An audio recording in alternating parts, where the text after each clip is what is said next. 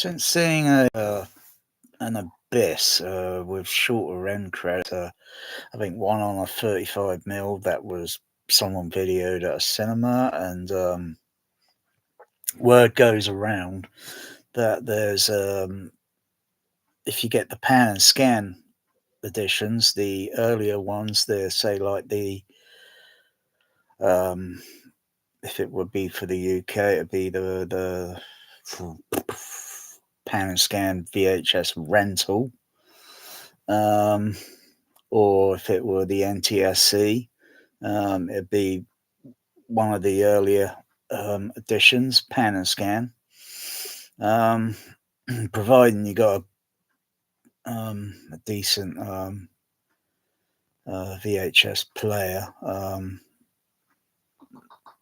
maybe with just hi-fi sound and just linear mono, or if you got one of the rare models with consumer models that there are only a few of them made where it's hi-fi stereo and linear stereo. So if you get typical VHS tape damage, creases or anything, and usually the tracking drops out and such, and then the hi-fi track drops out, and then reverts to the linear stereo, which has got a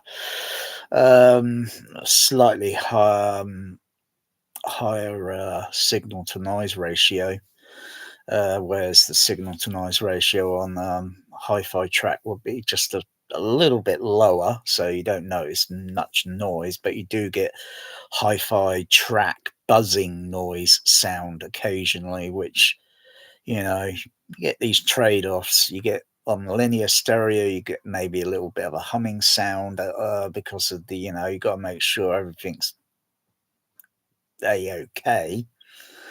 There's other VHS players I've been looking at, but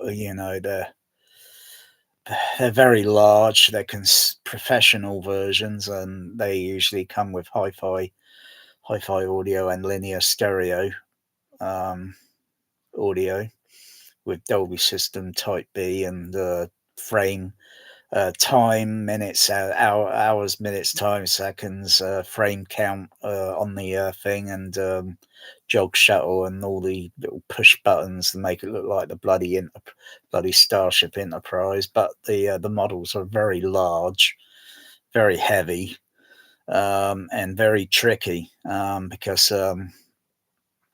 But also a little bit manageable, I believe, just to flip the lid on those and just get inside. And but it's best to, if you buy a professional one, it's best to do the research first, which um I may well, I don't think I want to, because I got something that because it's the more things change, the more they remain the same. And what's the fucking point of me buying a professional player if it's just going to do the same thing as my JVC consumer professional model? Um, uh, yeah, it's just that the circuit cards in the professional models are, you just pop the lid and that. I think the circuit cards are easy to pull out if there was a fault or such, and if you had the technical know-how to service that, you can repair the components or get a new card. Well, yeah, well, those will be very hard to find. I don't think there's many warehouses going around where they got those cards. But I think I've seen some video head drums, because those are one of the likely some parts that are going to be completely worn out, depending on how many hours the player's been in use, or how many hours has the JVC that I got been in use? Oh gosh, it's got an okay playback picture. Occasionally, you get little lines on it, but I don't know whether that's sometimes is it the head drum, or is it just the tape, because it's magnetic and it's just going to get wear and tear. And at the end of the day, VHS is a noisy format compared to Laserdisc. But I don't think there's any. I don't know. I don't know. I don't know. I don't know if the word is if there is the shorter end credit version on a pan and scan of the Abyss. So that would have to be one of the very earliest releases, but I don't know. I don't know. The word seems to be it's on the first edition VHS tapes that were released. So any widescreen edition or any of the later laser disc or such, or the Blu-ray or the crappy James Cameron's mum's AI basement rubbish with Atmos. We don't care for Atmos anymore.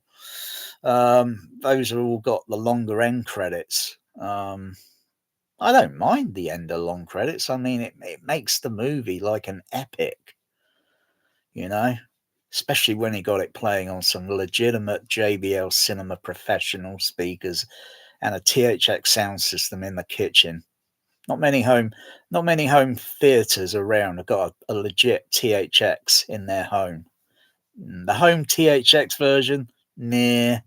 That's like that's like a diet Coke, you know.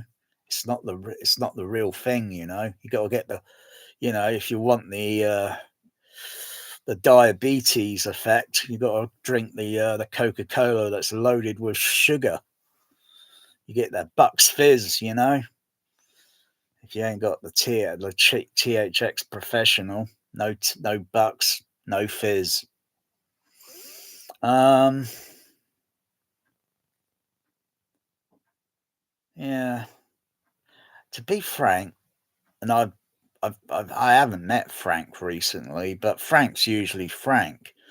But to be frank, I can't tell if I've got in the cupboard out there the Abyss pan and scan already, or I might be just thinking I got the Fly 2, but it's got trailers on the start, and one of the trailers is the Abyss. You get that cinema buzz, you know, or the JBL, the THX tap, oh, you get that buzz, you know what I mean? Um, so you just turn the fader up, you know, you just wow the audience, like, fuck, what the fuck have I just seen? Oh, I can't wait for that to come out.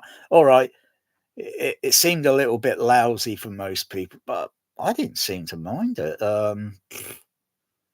Damn, I even thought the beginning of the Abyss was like the fucking opening to Star Wars. I mean, the sound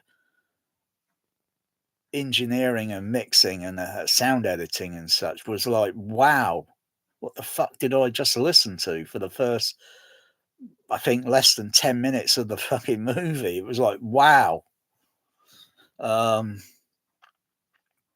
yeah, you got to be one of those that, you know, most people think they want to buy a home theater just because just they want to show it off, but they don't know why they want to buy one. um, yeah, so I don't know. It's a little bit awkward to get into the cupboard out there because of I've got my cat scratching cat tree that's in the way of the cupboard, and I've got to pull that out of the way. Everything else, it's a bloody mess out there. And I got to look in the cupboard to see whether but I'm pretty sure I I got rid of the tape. Oh gosh, something like 36 or 35 years ago. Um, but yeah, I'll see. But I haven't got I haven't got really good NTSC player. I got a NTSC one down there. That's got PAL NTSC. I've got my JVC D theatre that's over there that needs to, yeah, need a needle in a haystack to find out which other capacitors are dud. And I kind of abandoned the bloody thing. That's really a, a bloody shame and pity, really. But it's just, to me, it's not like a cat. A cat is a living creature, a living soul with warmth and affection and love. A VHS theater is nothing more than a pack of an immaterial pack of electronics at the end of the day. And so that's probably why I probably haven't cared fucking less to put it on the bench and figure out what other capacitors have failed. I know when I got it up and running, because then the optical output on the back of the unit would be illuminated with a red beam of light. And then I would know, oh, right, I fixed it. I can confidently put a tape in and it will play. Because obviously the video circuitry, because the power supply has to power, I think, a few things in the player. It plays, but it doesn't output video signal. So that means that the output for the video signal has got an open circuit in the one or several capacitors, and the same goes for the audio output. Oh,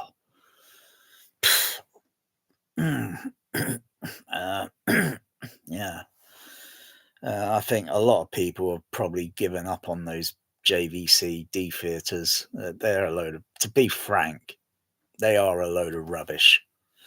Because the JVC just went fucking cheap on all the components, and the fucking things only lasted a few years before they started having fail issues and breaking down. That's not good manufacturing engineering, I would say. That is just cheap fucking laziness. Ingenious in the way to get digital onto VHS tape. It was a thing that they were even thinking of back in, I think I read an article somewhere back in the 1990s. And they were trying to figure, like, it's possible, but the player would have to go through an extensive modification to allow to get Dolby Digital sound or onto VHS tape. Yeah, same bloody size tape, same bloody same size and that, and yet they figured out, all right, there's a way around it now. You just got to wait until something comes along that would, and then someone says, hey, something's just come along. I think we can do it now, but it never caught on. Never caught on. They say it was going to be the best of the best for the 21st century, but it died within just a few years because HDVD, deep Blu-ray came along and then killed the VHS D theater. And now you got stupid people selling those tapes on eBay at stupid, diabolical prices. No one in their right mind is going to buy that. For goodness gracious, it's VHS. It's a noisy format. But when you look at the 1080, what's it, 1080i, I looked at it for a few tapes that I got. What was it? The Peacemaker, Cape Fear. Oh,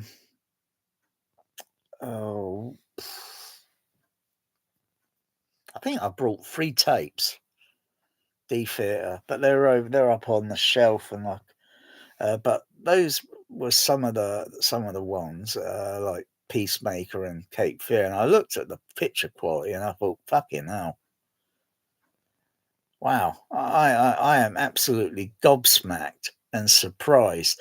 But occasionally, if there is any damage or that, you will get pixels on the, so you're going, because it's digital, ones and zeros. But if the tape it's got to be treated like it was 35mm film. You never, under any circumstances, when you're lacing up a projector, never drag 35mm across the floor. Always make sure it is off the floor. Otherwise, it's going to pick up dust and all sorts of shit. and then that runs and that gets through the bloody projector. Um, but you got to like handle. Oh, well, actually, it's. I think when you handle the theatre tape, you got to handle it more like if it was Sony SDDS 8-channel sound. You got to handle it very carefully, otherwise, it gets damaged. You start getting audio dropout, so you get video dropout. You know. Oh yeah, Backdraft. That's it. Backdraft was the other D theater one, and yeah, wow, it almost made the fucking Blu-ray and 4K disc look shameless because they go through other video processing and other engineers and all that, and then you wonder why the fuck this movie looks fucking god awful. Are we all having a Mandela effect? Are we losing our fucking minds? That's what you got to think. We're having the Mandela effect. And I'm thinking like The Abyss. I'm thinking, you know, those that, I don't buy a lot of shit now to go through it and, see which one is like near to close to what you would have seen in, well, the cinema. um, the cinema. Well, 35 mil. Otherwise, yeah, it's like I'm having a Mandela effect. I'm thinking, fucking hell. Yeah. I tell you, that VHS tape better be the one with the shorter end credits because it's only a few minutes. It's only a few minutes or so because they compress. They make all the end credits look a little bit more smaller. So I don't know how the resolution's going to look on the VHS. Oh, plus it'll be pan scan, so they'll zoom in on it a little bit. And plus it'll have a little bit more height image to it and just a little fraction less because it's a super 35 millimeter.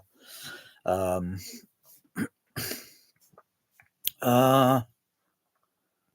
yeah, and the longer version is like, I think it's like 7-8 minutes. 7 or 8 minutes long. I don't mind because it's like I say, it's like an epic, especially when it gets right down that Alan Savari score when it gets down to the last couple of minutes and the score boom ba da da with the choir voices all coming in there. Fucking hell, it gets really fucking dramatic, especially on a JBL cinema system with THX sound system. It fucking dogs bollocks. That fucking flashback. You ain't going to get that flashback on James Cameron's Mummy's AI basement shit. Fucking hell, even the end credits on that have the THX logo altered. It just says THX now. It doesn't say Lucasfilm Limited THX sound system. You gotta get the 92 release, or 98, 89, 1992 release that has the because that they re-recorded it, mixed it in a THX sound system theater back then. Yeah, so yeah, there's the finger for James Cameron's Mummy's AI basement and his Avatar crap as well. I don't care for it. I think the word is no one cares for it anymore. People want, if they can remember or are a huge fanboy of Dolby Stereo, you'd want to go out and get a fucking Dolby Cinema processor and rig it up to the home, and so you get this audio running through it and get some JBL Cinema speakers and get a fucking flashback. Because you ain't going to get a flashback on tiny little home theater speakers. They just can't handle the clout of the dynamic range. And plus, you could do a fucking lot more with a Behringer DCX. You can tune and tailor the bloody crossover and to float your bloody home theater boat until you're blue in the bloody face. Yeah. You think, oh fuck, I'll tune it there. Oh wow, wow, look at that. Oh fucking hell, that bass. Oh, it's pressing. Oh fucking hell. Yeah, it's a little bit more than that. It's a little bit more than that. You don't want the bass to get out of control. You want a consistent diabolical bass, but not, bass is not going to hurt your ears unless you don't go over the stupid the stupid DBC range, where it's just totally preposterous. Um, and you want to make sure the DBA is safe, that it's not going to go over 90 dBA and hurt your ears or cause high frequency hearing loss. And then you use, there's a few little devices that Behringer make that you could put in the rack. And yeah, I'm not saying which. You tune it a little bit so it takes a little edge off, but you get a consistency of the bass. But if you just try that on your ordinary system in your home, you're going to find out you're going to knacker your speakers. Yeah. Well, actually, that's a lie that I just said. You knacker your amplifier, then you're going to knacker your speaker, because your amplifier is going to go into serious clipping and it's going to knacker your speakers. So yeah, that's true. Actually, um, yeah, fucking hell. Yeah. So the abyss would be pan and scanning into this THX cinema, I think, by the end of the week, providing the postal service doesn't have a fucking strike or anything. No, there's no strike. Yeah. I just wonder how many times the VHS tape, because it's a rental, Ugh. Well, I could probably say it's probably had less than 100 playing. Gotta go with a figure or something and think, oh crikey. Um, and sometimes I know when you think of all this and the specifications and everything for VHS players, I think the thumbnail that I show in my picture, the thumbnail, I don't think the tape. I'm just going to have a look at it again. I don't think it's been rewound. Yeah, that's okay, because I usually play some tape sometimes and I stop it and I take it out and I put it in the case and I don't rewind it. But that's the thing with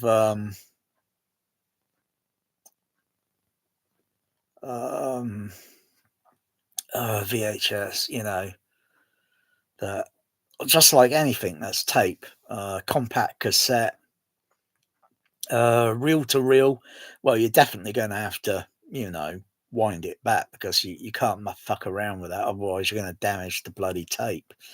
But compact cassette, I'm not sure if even 8-track tape.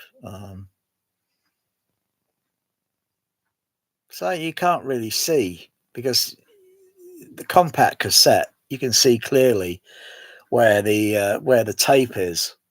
Same with VHS Beta, Video 2000. That was a PAL VHS thing that didn't catch on very well.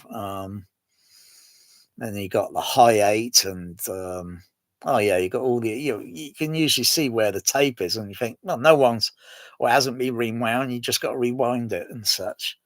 The whole thing with VHS is a bit of a drag. The amount of moving parts on those players, motors to wind the tape onto around the video head drum, the spindle motor for the video head drum, the rollers and that those occasionally would need cleaning, as the video head drum the audio heads on the player. Um, yeah, and then it's like after so many years of careful use, but dust usually finds a way. It's like Jurassic Park. Dust will find a way, and it will get in the player, and it will it cause minor issues, and then you start having these minor issues that are only going to get worse if you don't get the player on the bench and clean it. Um, and it's not it's the end of the player and all that. If you just look for spare parts, video head drums and such, you got a little bit of knack of if you got a little knack of know how to do soldering, then it's a simple thing to replace. um, because those are sometimes likely the most common things that are going to fail. And you just got to hope that none of the other electronics fail, because then you're just going to be scratching your head thinking, what the heck's wrong with it? And there are not many service engineers around now that are going to care to fix those players. They're very few around now, and you got to look around to find those engineers, repairmen that are going to fix it. Because it's not a case of you haven't got the knowledge. They never had the knowledge at first. They had to learn it and get the technique and the skill, and then they do fix one after another, and then they get more used to it. But when it's, and you think, I got a basic understanding of there's some electronic issue, but I don't know which. You know, you need a you need test equipment, you need service manuals, um, you know, on where to look for the most likely possible diagnostic for the fault. Um, yeah, if my VHS player goes a bit funny, which has occasionally, sometimes I put a tape in and then it gets ejected. And then I think, oh, yeah, it's that issue where I've got to pop the lid, and it's a little metal plate that goes above the video head drum. Oh, my cat Melanie's in. Oh, yeah. Oh, you gonna meow? Well, she meows a lot now. She she's she she's almost coming up to 1 year old. Yeah, and you meow a lot now, little lady.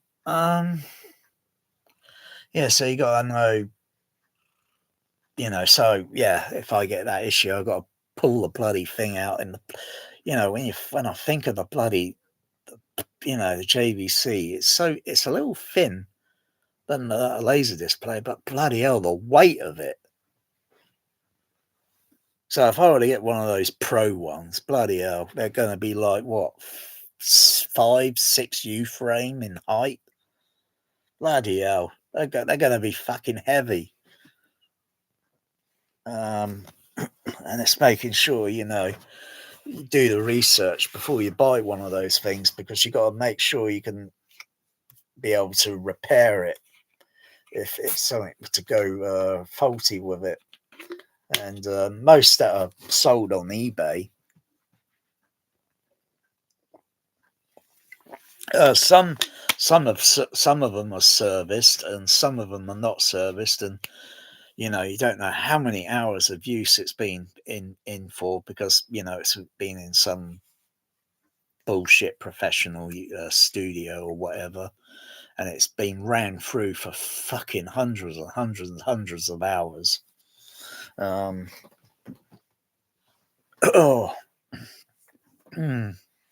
but it's great to have a player that can do hi-fi and linear stereo. Otherwise, when it's just a typical hi-fi player, and if the tape gets damaged, it reverts to mono-linear sound. And so the sound's going to go from all that Dolby stereo, bush, and it's just going to get, boom, down to mono. Ooh, bit of a disappointment until that tape damage goes past, and then the hi-fi track comes back on. It's kind of like, but the way it switches and all that, it's kind of like in the same way in principle of 35 millimeter Dolby SRD. If there's damage on the digital track on the edge of the perforations, it reverts over to SR soundtrack, and you don't even notice it. It just switches, boom, like that. No sound delay or anything, just whoosh, very quick. And you still get high quality sound even on SR sound, as some say. Dolby SR spectral recording is probably the best analog sound you would ever hear, ever. And it's just too bad that's not exclusive in cinemas anymore today. It's just this crappy digital crap shite that I don't even care for bloody cinema anymore. Anyway, enough about cinema. It's like James Cameron's mummy's basement today. Oh dear. Yeah. The TAP THX, like I say, the TAP THX program, that hasn't really existed now for really 26 to 27 years. Since the 80s and 90s, and everyone from the word of Tom Holman, all the THX tap engineers burnt themselves out because they got divorced, and fucking hell, sound. You think obsessed home theatres and that, and you think the wife eventually is going to get a little bit cheesed and pissed off and think, you're spending all that shit on that and hardly on me. You think, what sort of marriage is that? And you think, oh no, you can see divorce somewhere in the head. Oh dear. Oh my goodness. Well, it's true. Like, what they say, like rock and rollers and all that, going on tours and on the road and all that. And eventually, after so many years of, all that, they break up.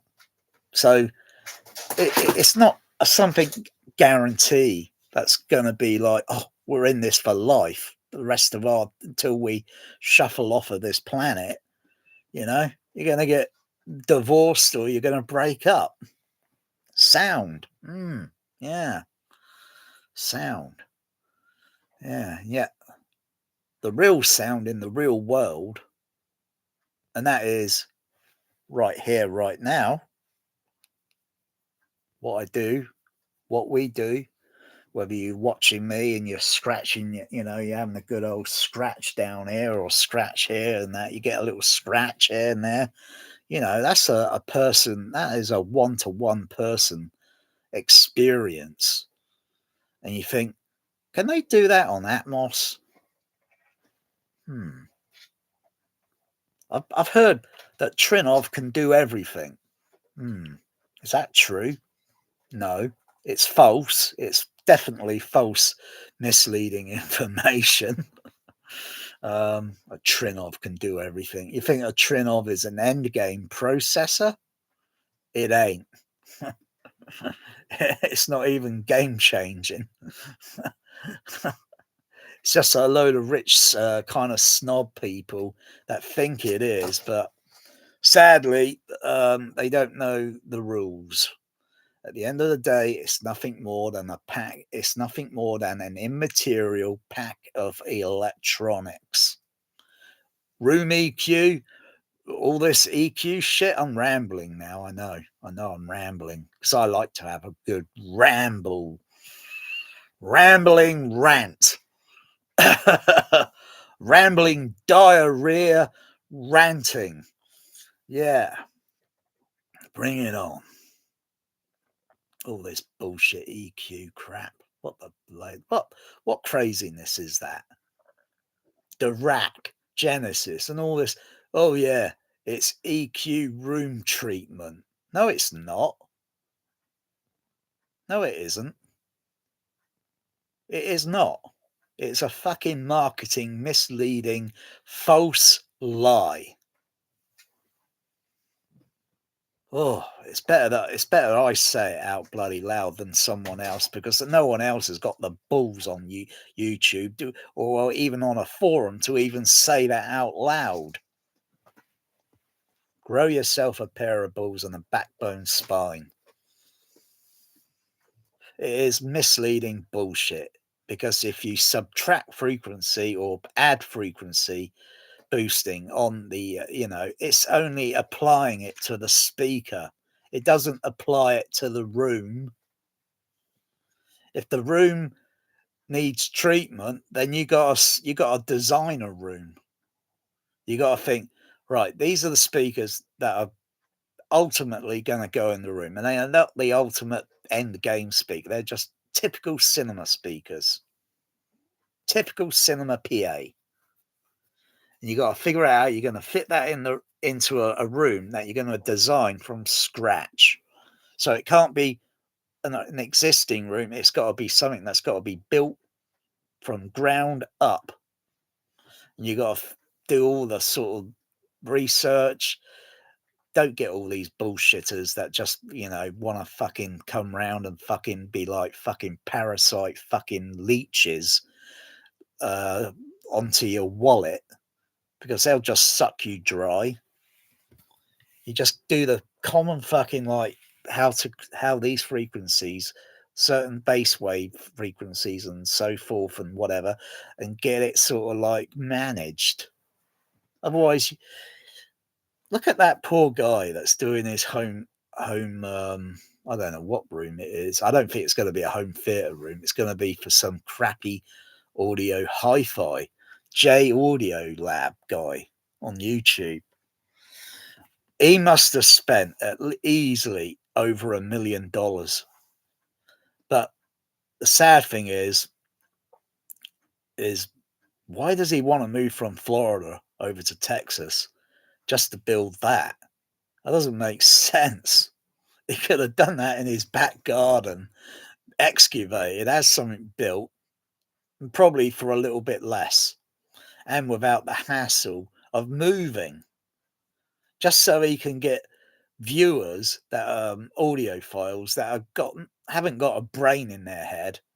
Because when you look at these rooms that he's doing, they are just typical rectangular rooms.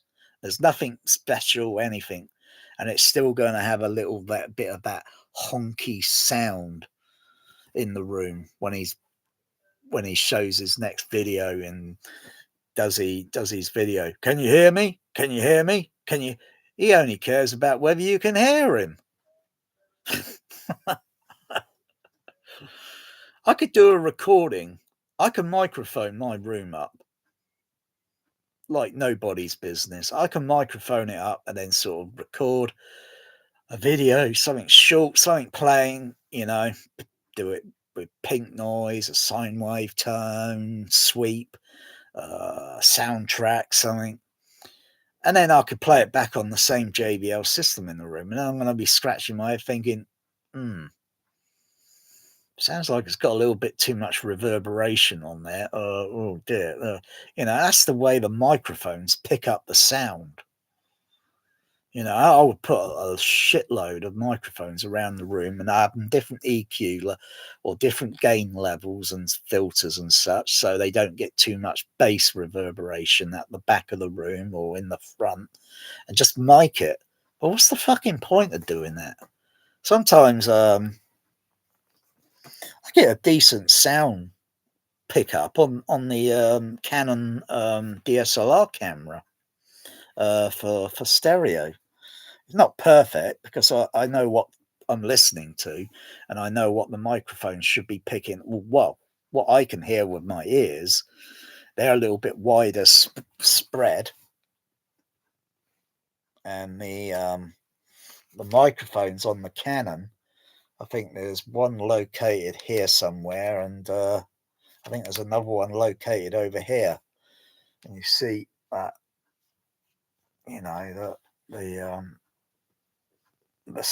they're not as, the same. I might as well use my binaural recording dummy head. Because if I use the crappy smartphone, yeah, it picks up the sound, but the sound is not very high quality or high in level. When I play it back on the laptop, it sounds too soft. If I can adjust the levels on the Canon camera, as long as the levels don't go into clipping, otherwise it's going to then distort. Depending on whether it be high frequency or maybe bass level, it's going to distort. That's like when you listen to most typical videos, or sometimes you can hear it distorting or clipping or making some sound. And yeah, all right, it's entertaining to listen to, but I can't. It wouldn't. It's not going to. Well, every room is different. Every speaker and so forth, etc. And the way bass frequencies travel out in a room, whether they might be going, depending on the frequencies, and they might be going side to side, or they might be going forward, back, and whatever, and how they're picked up and perceived by the microphone. Because the bass level, if I put the camera at the back of the room, it's going to be a bit boomy. Why don't I use bass waveforming on the Trinnov? Because I don't care for it. To be honest, most people just jump on it. Me, I'm a lot more than skeptical, believe me. And I'm thinking, would it be worth it? Because I haven't got 2 subs at the back of the room. I've only got 1 at the back of the room and 3 at the front. And so, well, I think I could trick the waveforming into thinking, because it's only designed to get this bass level flat, and so that it doesn't boom at the back of the room, because typically it's going to boom at the back, and it's going to boom at a certain level when you walk up close to the front of the room, it's going to boom again. When you get a little bit middle in the room, it's going to have less boom at the other frequencies, but it's going to boom at some other frequency. And when you kind of go a bit forward, where that other frequency in the middle is booming a bit, and you go forward, it has less boom because of the way things, it just yeah. I got a solution. Here. So you can hear the bass. You can still hear the soundtrack, but you could don't play it through the subs or anything. You put the subs channel through headphones, and so you adjust the level so you can still hear the consistency of the bass. Well, yeah, because it's a low frequency as such. You can turn it up a little bit, but not too much. But you'll still be able to hear the mid-range frequencies in the room, but the high frequencies, very doubtful, because the headphones are going to act like a poor man's ear defender, or like putting earplugs in your ears, and those high frequencies go from like that and they just drop down like that. You don't notice them. So yeah, that's one way you can trick and still get the consistent without using waveforming. Because the bass frequencies are not going to have nulls, dips, peaks. They're not going to have any of that issue on the headphones. Think about it. See, that's how. I'm not saying to be clever or smart, but I'm just saying that's how it is. A lot of YouTubers with their home theaters wouldn't even be thinking that, because they just want to show off like how much bass level they can throw out into the bloody room and distort, and have the bloody bass level up here when the rest of the soundtrack is down here. So you're just going to get a smearing effect, you know? It's just gonna be like, bloody hell, it doesn't make sense, you know? Um, you're chasing something. You're chasing something that should be a like holding your fist. You shake it and you make a can. Well, I wouldn't say it's actually mechanical. I would say it's biological. um, it's but then the engines and mechanical things and such, they make a heck of a lot of vibration that we sense, we experience, we notice, we remember, recall it. But when you see these fucking films and they're playing back, and it's like there's something else that's missing. I'm pretty sure of it. I'm not having a Mandela effect here. I'm pretty certain there is something else missing. Yeah, and even if you try and, it's like sometimes you get lousy directors, lousy mixing studios, and it's like, bloody hell, what the fuck am I listening to? I thought this was, just because you think Hollywood or maybe the UK or whatever international country, whatever studio, you think just say Hollywood. You just think it's fucking Hollywood. It doesn't mean it's got state of the art. I mean, the visual effects today are just fucking like starting to become looking like fucking AI. I don't fucking care for those movies. I couldn't care less what fucking budget. I just hope the fucking thing fails miserably. And then more and more of that until the whole fucking industry collapses and fades out and frizzles into the history books. Good riddance. I won't miss it.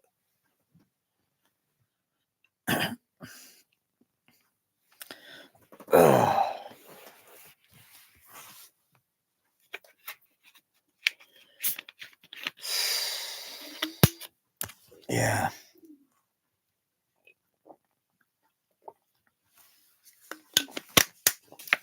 It's going to look a bit weird on the abyss when it turns up, And if I happen to notice, like, say, it's got quite a bit of, say, like hi-fi track damage or such or whatever, because maybe it might have creases on the tape, I will just revert the soundtrack to linear stereo. All right, so I know I'm aware of the signal to noise ratio. I've got you got a Dolby System B noise reduction type B on these on these things because they're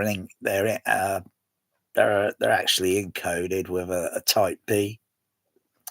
Though I can leave the noise reduction off and just mess with my Dolby CP200 and just use type A noise reduction, or if I want to get really plug in the SR cards for Dolby SR sound.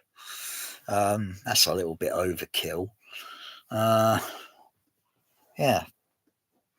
it's just the other thing I've noticed with the professional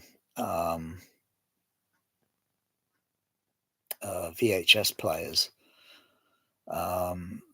They got a minus 10, 0, and plus 4 dB audio output. So I would imagine most consumer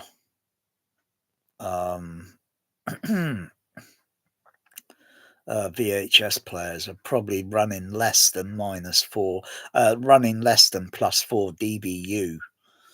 I don't know if they're running 0 or minus 10, but I have to assume they are, in any which case, yeah, I wouldn't. I don't know if the signal noise ratio would be a little bit noisier if it's on a professional one, particularly on linear stereo, where you can, boost the output if you want to boost the output.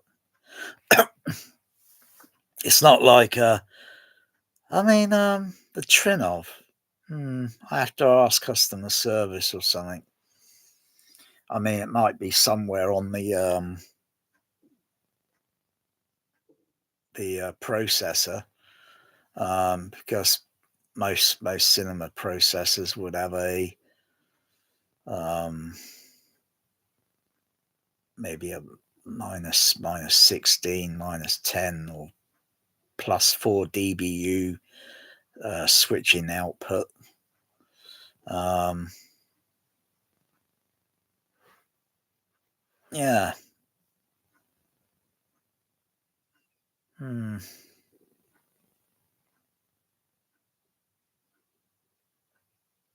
Yeah, I've got to do a few checks over on the V. I think I'll try something maybe today or tomorrow. Just do a VHS check to see if because the last time I was running it, crikey, I was having issues, particularly with my cat Melanie. Melanie, she's very naughty. She's a naughty girl. You see, she's clever. She's clever than me. I think her IQ is even higher than mine. I mean, my IQ is only a typical 165, but yeah, I can live with that.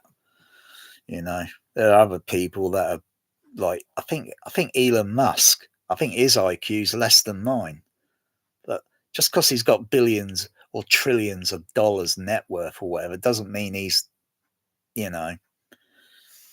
Anyway, he's on the Epstein file list, so who cares?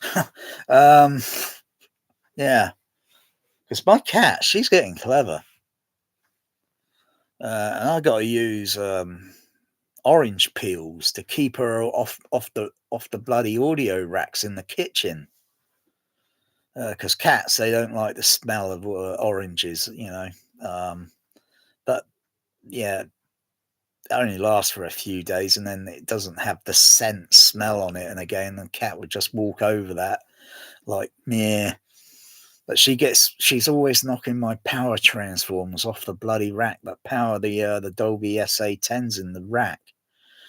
She's a little cow, she is, aren't you, Mel? Aren't you? Aren't you? You're a little cow, you are, girl. She doesn't meow. She's kind of silencing her tongue. But when she goes in the bathroom or out there, she's meow meow meow meow meow meow wow wow wow wow. She is meowing. I don't know what at, but um yeah. When I first got her, hardly a only a little meow, and then total silence. I think the only other cat that meows is Bear. Yeah. She's a lovely black cat, aren't you, Mel? Yeah, yeah. Maybe not like my late cat Sooty, because yeah, oh gosh, I loved him to pieces. Um, long fur. Oh yeah, I like black long fur cat. But Melanie, she's a bit short fur. She's got nice fur, but short, bit short. Um, and you can't just think you want to get another cat that looks similar to your other cat, because it's not going to have the same personality or character. You know, you're going to have a different cat with different personality, different habits, and you'll gradually, find it annoying at first, and then gradually you get used to it. But then the cat's probably looking at you and thinking, "Fucking hell, who is this twat? I can't stand him. He's always talking to something that looks like, I don't know what the fuck he's talking to, but is he talking to himself?" That's what the cat thinks. That's why people do videos on YouTube and do videos. Really, we're doing videos and we're talking to ourselves. Is that crazy? I mean, it's not like you're having a real live conversation video in real time discussing about whatever. Oh, oh, what? Something distracting you out there, little girl. See? Her tail indicates sign happy cat. Oh, look at her. Oh, yeah. See? That's love cat. Yeah, a lot of home theatre people haven't even got a bloody cat, for crying out loud. And you know why suddenly they're going crazy. You got to have a balance, you know? You got to have a balance of something. Oh, yeah. People starting to realise that Blu-ray and 4K is a load of rubbish. Wow. Now, which few people on YouTube are ranting about crappy mummy basement crap small disc format? You know what I mean? You get the laser disc. That's the big daddy format, the big mama format. That's because it's a bigger disc. You know, you're going to need a bigger player to run it.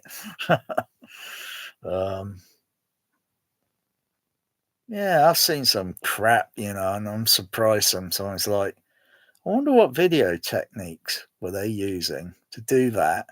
Because if they only had if only Pioneer or such, or the format itself only had a little extra um, on the line output resolution. But sometimes it depends. It depends, you know. I've seen some dire Laserdisc, and I've seen some ones that look pretty damn good. That almost make a 4K disc Atmos look shameless. And it's not an opinion. It's just like thinking if that only had a little bit more extra specification on it, that would just blow these bloody 4K discs out the bloody water. It'd be like Battle on the bloody ocean. Boom, boom, boom, boom. Oh, you sunk my 4K battleship. Glug, glug, glug, glug, glug, glug. um, yeah.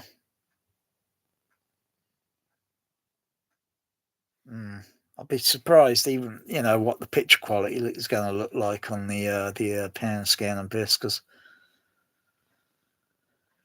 last time I looked at one of those was on a CRT, and that was about, like, say, about 35 years, 35 to about 36 years ago.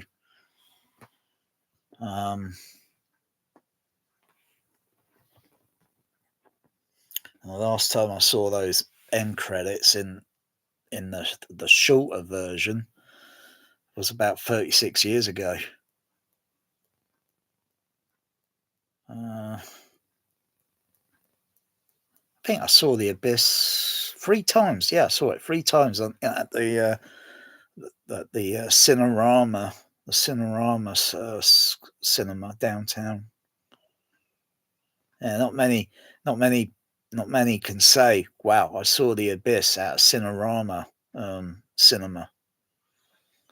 I think there's only one in the US. I think in Los Angeles, isn't it? The Cinerama Cinedome. And the last one in the UK closed down. Oh gosh, it's probably getting close to 10 years now. Time flies. Whoosh, it flies, you know. It's just home to the pigeons downtown. It's all boarded up outside. It looks bloody derelict and morbid. And it's like, look at the new Odeon 10 screen across the road, and the outside of that place is starting to look almost run down.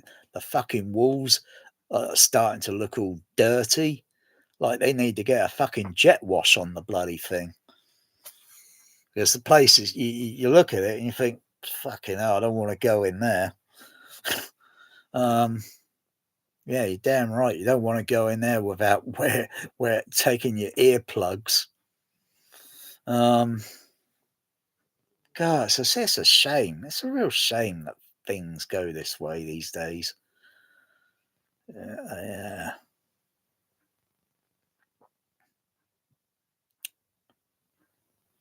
Yeah. So I'm not really into VHS buying. I'm not really into it that much.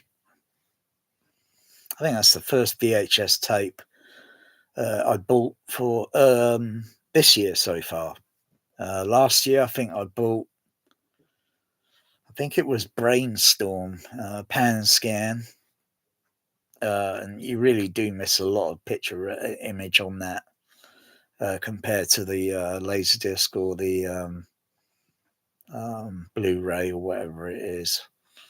You really do miss a lot of picture information because letterboxing VHS tapes and so forth never came along until a few rare ones, maybe during the late 80s, and then it became a little bit slowly common during the 1990s until DVD came on the market, and then well, of course there was Laserdisc still, which often you used exclusive widescreen or scope versions of a movie. Because when you say widescreen, is it in widescreen? That's a little misleading because widescreen refers to, in cinema term, to flat ratio, and scope is the wider image, anamorphic.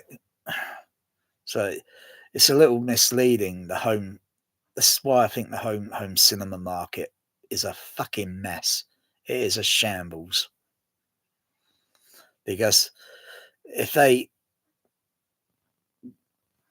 if people want to think they want to set up a fucking technical fucking home theater, then use the fucking right fucking terminology. When you've got a widescreen ratio and you've got a scope ratio showing, you should have your widescreen ratio image more centered in the middle of the screen.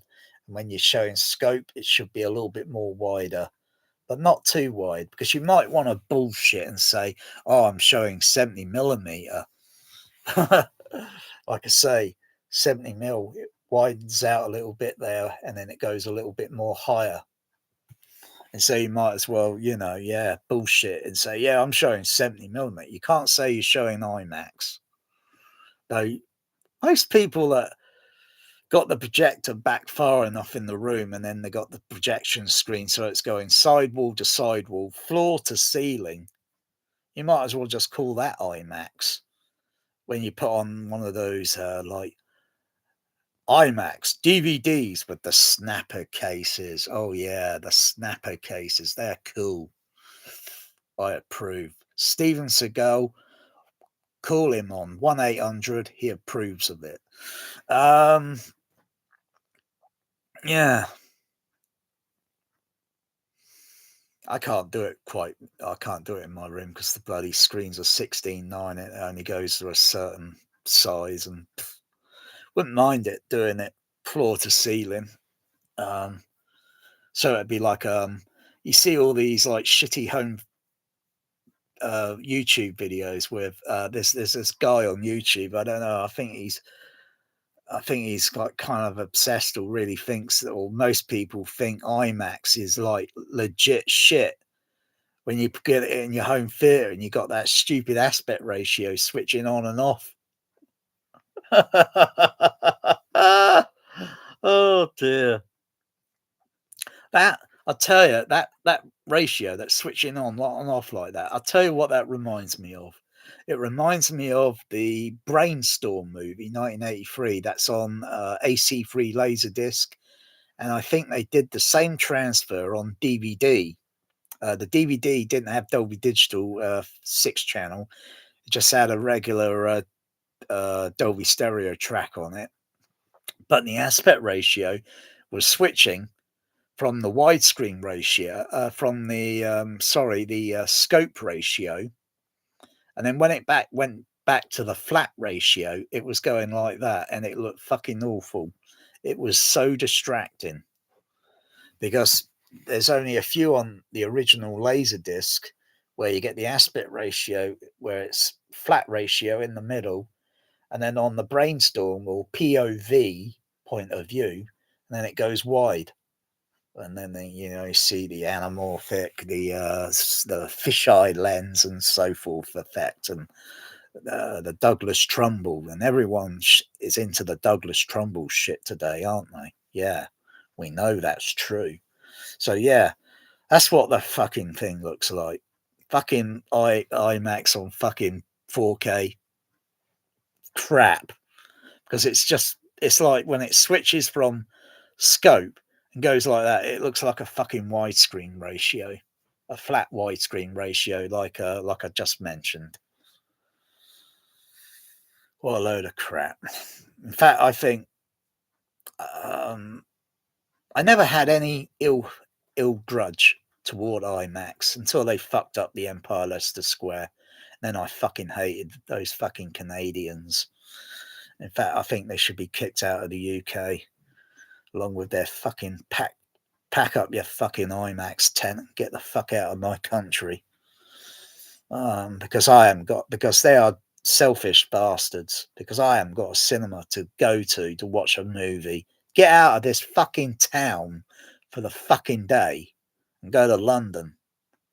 There is no fucking Empire Leicester Square that exists anymore. It's gone. Got raped by, like some say, it's true. Got raped by fucking digital and fucking and fucking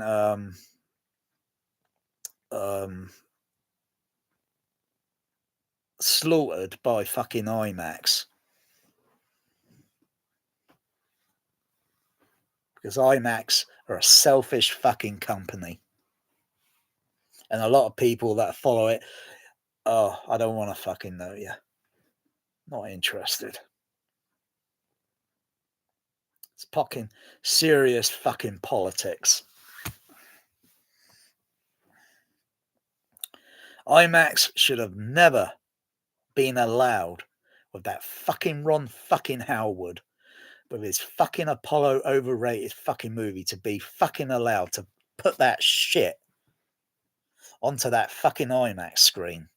Should never be allowed to take that film format and just bullshit it like fucking hell, get people in to see a shorter version of the fucking movie, mind you, because they can't put all that onto the fucking cake platter. That wasn't until a few years ago for that shitty Oppenheimer movie, because it was so fucking fucking running long, and it was just dialogue dribble, center channel dribble for fucking 3 hours. No dialogue panning. I can't take Nolan serious as a filmmaker, and the color on it looks shite. That's why I fucking destroyed the 4K disc. The color was crap. The sound was crap. The movie was fucking controversial crap. I don't want to watch a fucking movie about a bastard fucking person that made a demonstrable fucking weapon for the Americans so they can bomb Japan twice. They're the only warmongers on the planet. And every other motherfucker now has got the damn bloody fucking thing. So, we live in fear, until you hear those fucking air raid sirens going, and you think, oh, fuck. What can it better be a fucking false alarm, or it might be the real deal. And you got to think, fuck. I probably got like probably about 30 minutes or so until kaboom. So that's the fucking world that fucking Oppenheimer's made for us.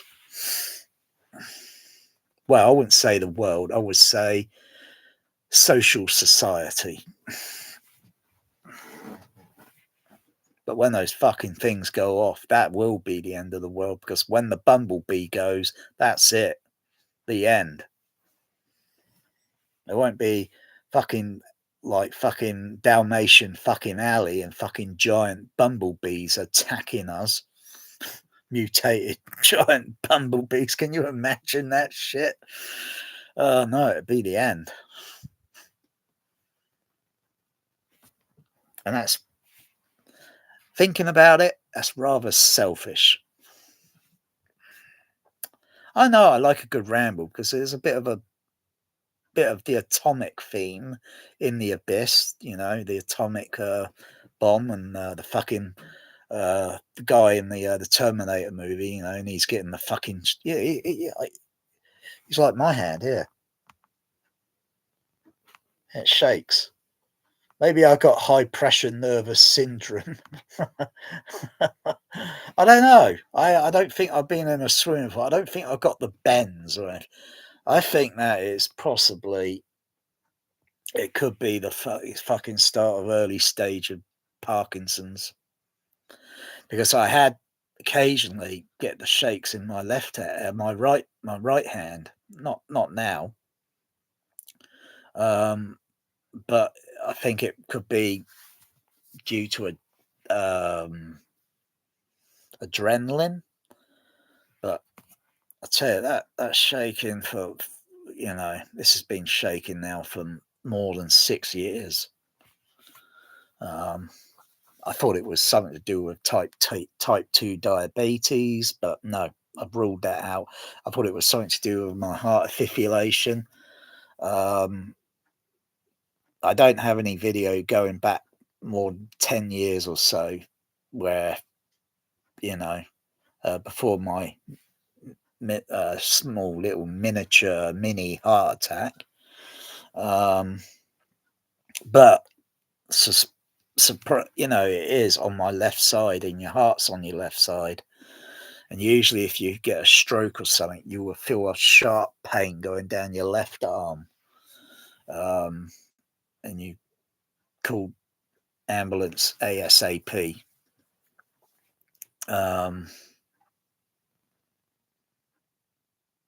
So I've had no actual, because I could raise my arms up. If you had a stroke, you wouldn't be able to raise your arms upward.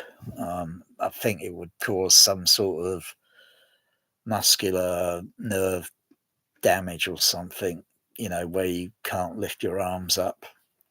But this shaking.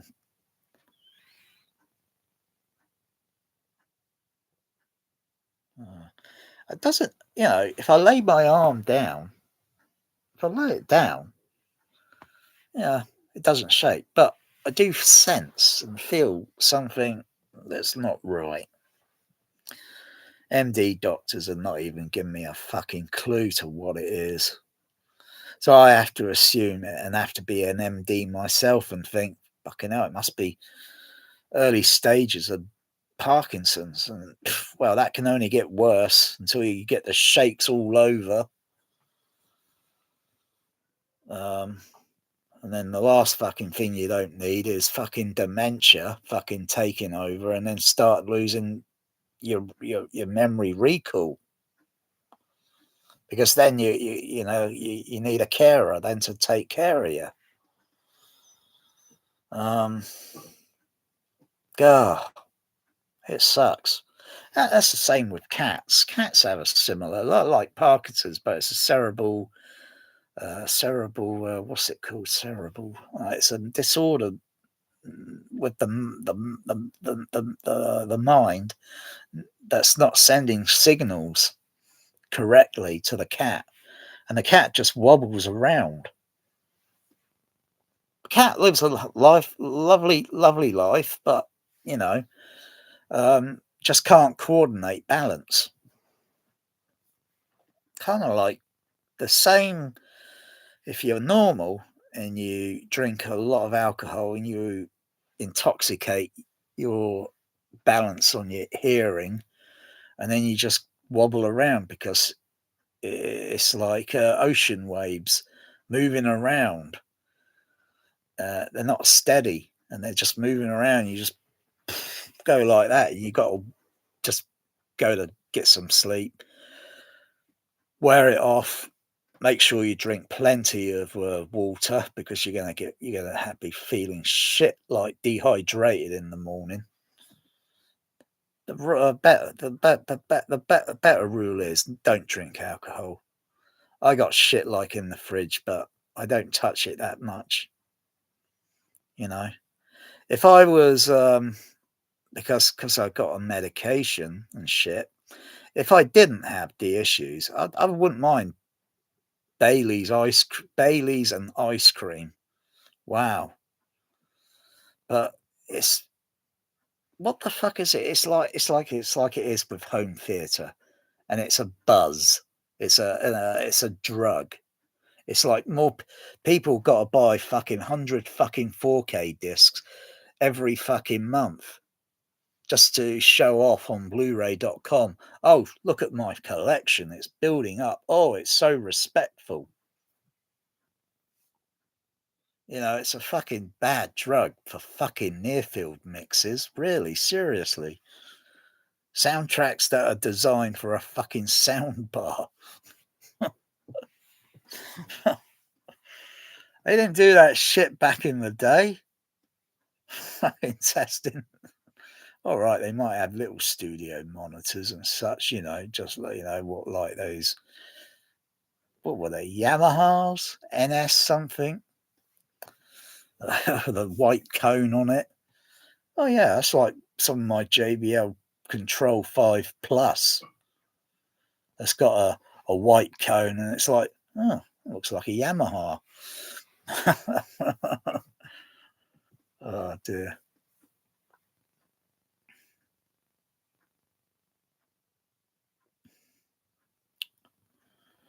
Wow, there's not much to do on a weekend, is it? It's Saturday today, is it? Saturday? Yeah. I think it was Friday yesterday and it's Saturday today, isn't it? Fucking hell. It's like Saturday every damn day. It's like, I'm in a fucking twilight zone.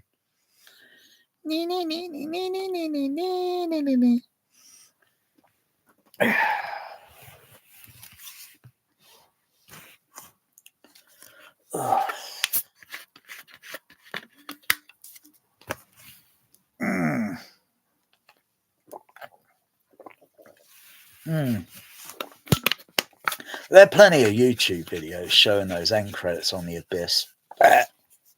Longer version, the short versions. You got to look high and low to find the short versions. And it's like, yeah, you got to think, am I having the Mandela effect? To most people that never even saw the Abyss theatrical, because some are probably only in their 20s or so, so they never saw that when it on its theatrical run, or be like, say, it might be some people that never saw it at the cinema at the time and only saw it on VHS. Yeah. Because some people become bored or they might be my age and they just don't like fucking cinema anymore for certain reasons. Maybe the ticket prices are not like what they once used to be, with the old money. I think it was, yeah, well, money is just money. Yeah. More things change, the more it remains the same. But it's just, ticket prices on cinemas today, fucking, like I say, they're just stinking rotten fucking expensive. And that's why they make either sometimes they make a shitload at the box office or it bombs and fails. And you could go back decades when ticket prices were cheap, and sometimes you get a real stinker like, "Fucking hell, this is terrible." But you know what the funny thing is? Never did I ever hear the word woke. Go back to the 1990s, I never heard that word mentioned, not once. 1980s, no. 1970s, no. I'd never heard that word ever mentioned or aimed towards movies or the studios or Disney, or it failed, it bombed. That's all you hear about. It bombed, it failed, it flopped. But you never heard the word ever mentioned once, woke. I don't know if it's in the Wikipedia. If I look it up, it might have been used elsewhere for some other thing, but I never, in my days, ever in cinema days back decades ago, ever heard that word mentioned. Today, in the 21st century, into the what, 2010s, into the 10th decade of this century, or maybe a little bit, maybe the 2015s or something, then the word woke or something starts popping up. It's usually aimed at Disney. That doesn't hardly surprise me. um, yeah, and it's just like, well, woke. It's just like saying, "Well, that's just garbage. That's just trash.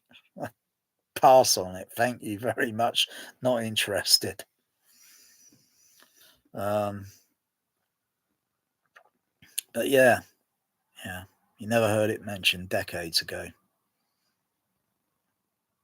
It's like every now and then, every few decades, a new word is mentioned, a new word is invented into the language.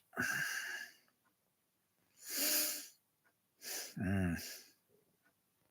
It's like I was looking at something the other day. THX, or some audio home theater manufacturer. They got. I don't know what the manufacturer is. It's a foreign European company, and they got this like, I think they mentioned it on the THX website or the Facebook on their page, like this sub. Oh, another sub. Oh, right. Okay. Um, and they're trying to say like it's the ultimate, it's the best. And I was thinking, wait a second, didn't Mono Price make a sub probably less than 10 years or so ago? And it's got dual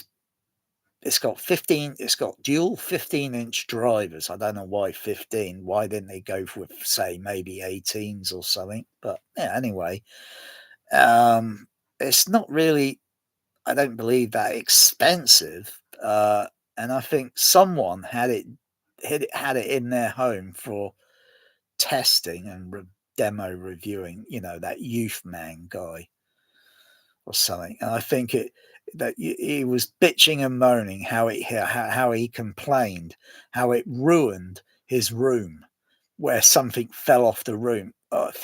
Well, if he's not going to secure things correctly, then they're going to fall off, aren't they? So you can't blame the sub. You blame yourself for your own ego and turning it up, thinking, is this room really secure for this? Because you know when things start to get, I think, oh, back it off.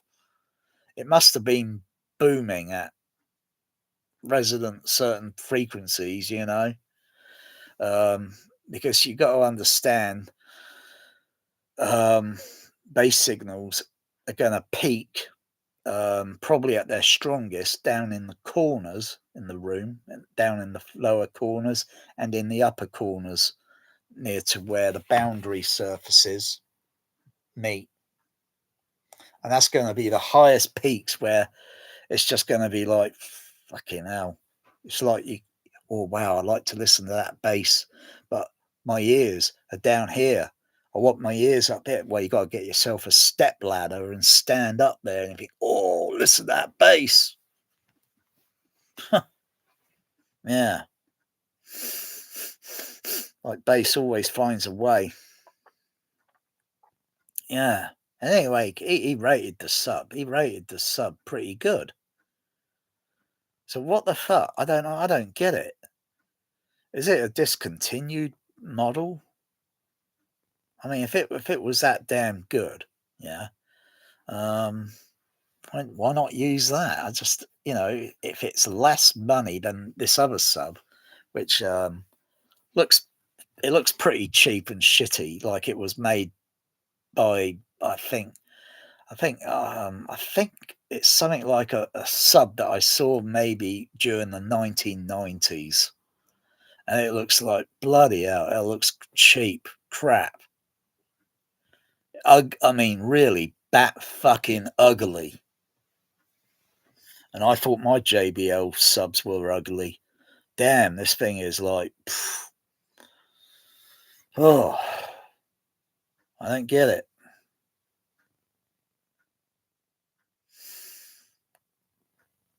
You know, it's just a magnet, a voice coil, and all that. And there's plenty of things you can go and buy.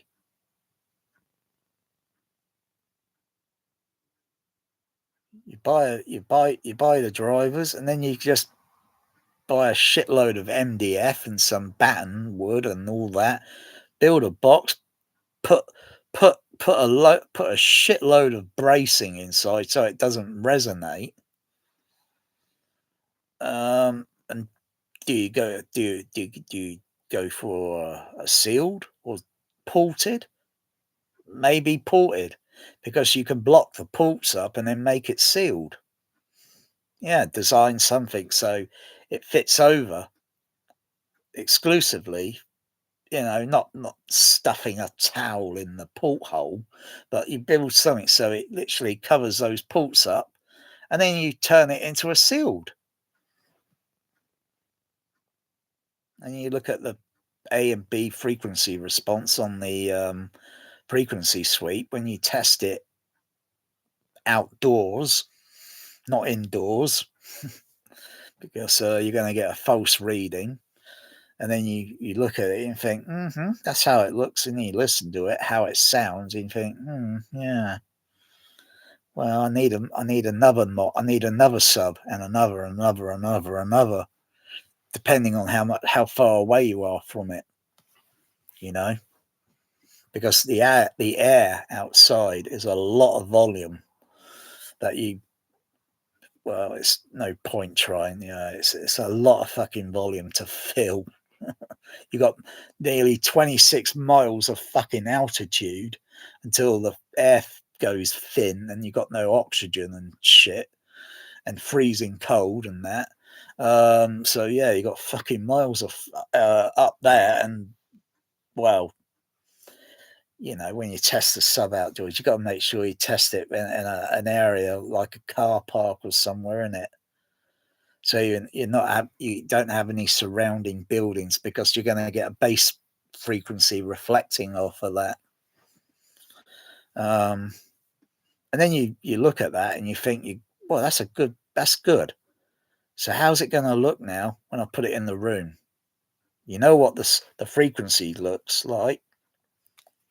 You put it in the room, you test it in multiple areas around the room, and I mean multiple, including the ceiling, or if not the floor, if you got to design a room. Because where's the likely possible place that the omnidirectional LFE, mono boring LFE, is going to be at its optimum best?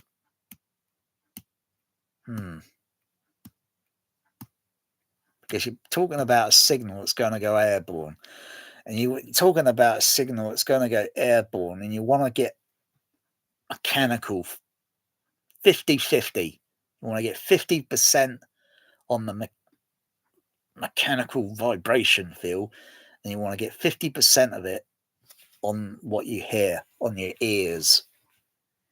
50-50. Otherwise, usually subs are like 50% of what you hear, boom, boom, boom, and then the mechanical feel is like down there. It's like, where the fuck is it? Because the moment you turn that fucking that sub on with a tiny bit of voltage with a sine wave, you start feeling some vibration in the room. But that's down to how the room and the speakers are designed into the room. You can't just throw speakers into a room. It doesn't work that way because you're going to be missing the mechanical. You know, you could turn it up, but then it starts sounding a little bit exaggerated. You get the thump in the chest, but that's bullshit. That thump in the chest is bullshit. It's misleading. It doesn't happen in the real world on a daily day basis, unless you happen to be working on a fucking aircraft carrier.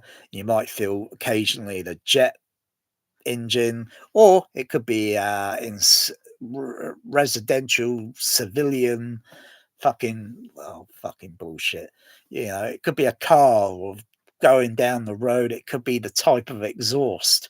And you just notice that the diabolical level of it, and you think, fucking hell, that thing can't be legal to be on the road.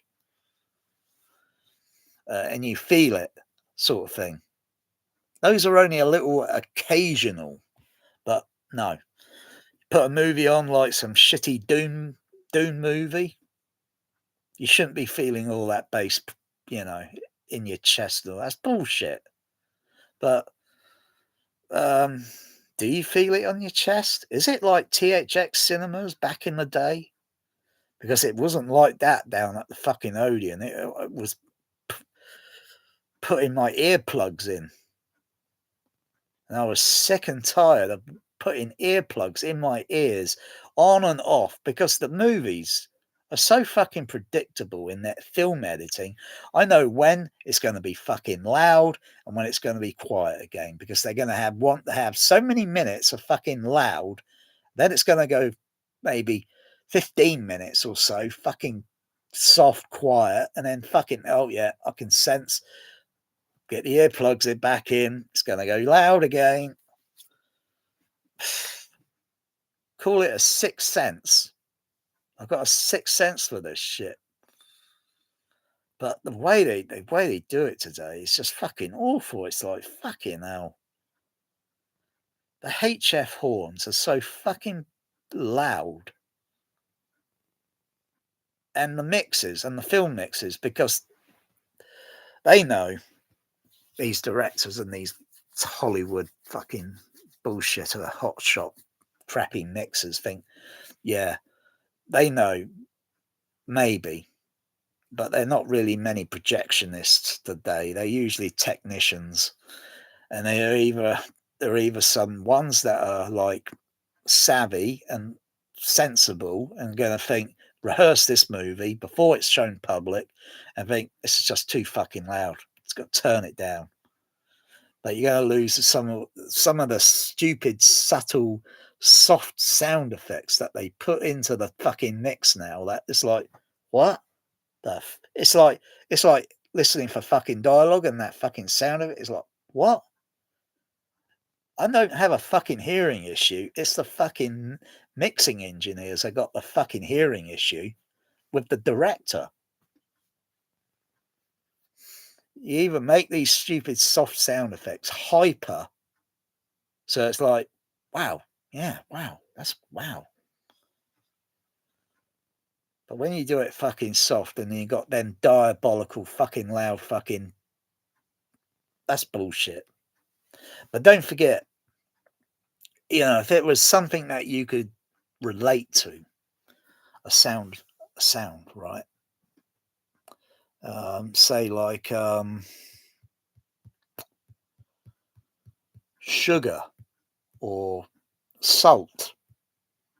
I don't mean to drink, or when they got those little things on a table, pouring salt out of it, you'd hear a little sprinkly sound, and it's all down to how clever you are. You see, I'm clever. You got to have a quiet, dynamic range room, very soft noise floor, and you got to put your ear at a certain, and then sprinkle it onto a surface, and you hear that sound it's making. But when you step back a little bit and you do the same thing again, it's like, huh, what? You can't fucking hear it because it's so fucking soft in dynamic range. But it's the real thing. But when they do it in fucking movies, you see the size of the image on the screen, you know. These cinemas are bragging they got fucking noise floor down to an NC typical 30 or NC 25 sometimes. And you think, fucking hell, why the fuck are they doing it so fucking? It's like when scratching your hair or rubbing your hair, that sound effect or something. You know, I'm thinking of Close Encounters of the Third Kind, where the missus in the movie, you know, the wife that's not a UFO believer or something, and there's a scene in the movie where she's just rubbing her head, and I could just hear that sound. You turn on the dynamic audio range compressor, it just makes it a little bit more clearer sounding. Yeah.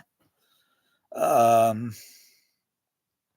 Turn it off, it makes it a little less, but also makes the very loud dynamics in it a little bit like, fucking hell, you want to turn the fader down or recalibrate your system because it's not set up correctly. But you can switch it on and it reduces the dynamics on the highs, but raises the level up, I don't know, 10 dB.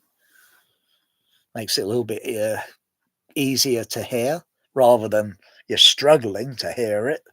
Because when you listen to some real sounds, it's like, well, I can hear that clear. But when I hear it on the soundtrack in the mix, it's like, what the fuck? It sounds a little bit soft. And you got these other fucking loud sound effects. And what I'm referring to now is Titanic. And it's like, what the fuck is it? Fucking would that and that make that fucking loud sound? Really? Honestly? Or would it be, you know, like when the fucking ship crashes into an iceberg and you got all these fucking stupid loud fucking sound effects, and it's like, is that what those sound? Is that what that would really sound like, or is that just purely a lot of bullshit?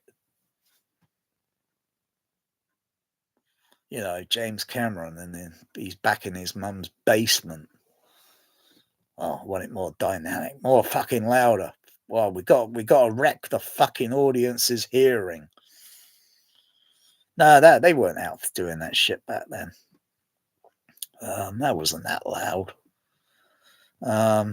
It was loud, exciting, but I didn't need to wear earplugs.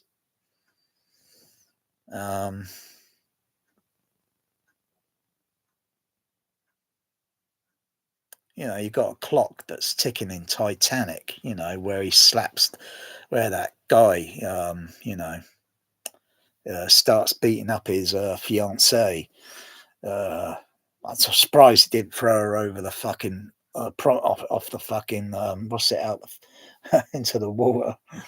And there's this, you know, he's standing in the room. Yeah, a clock that's ticking very softly in the background.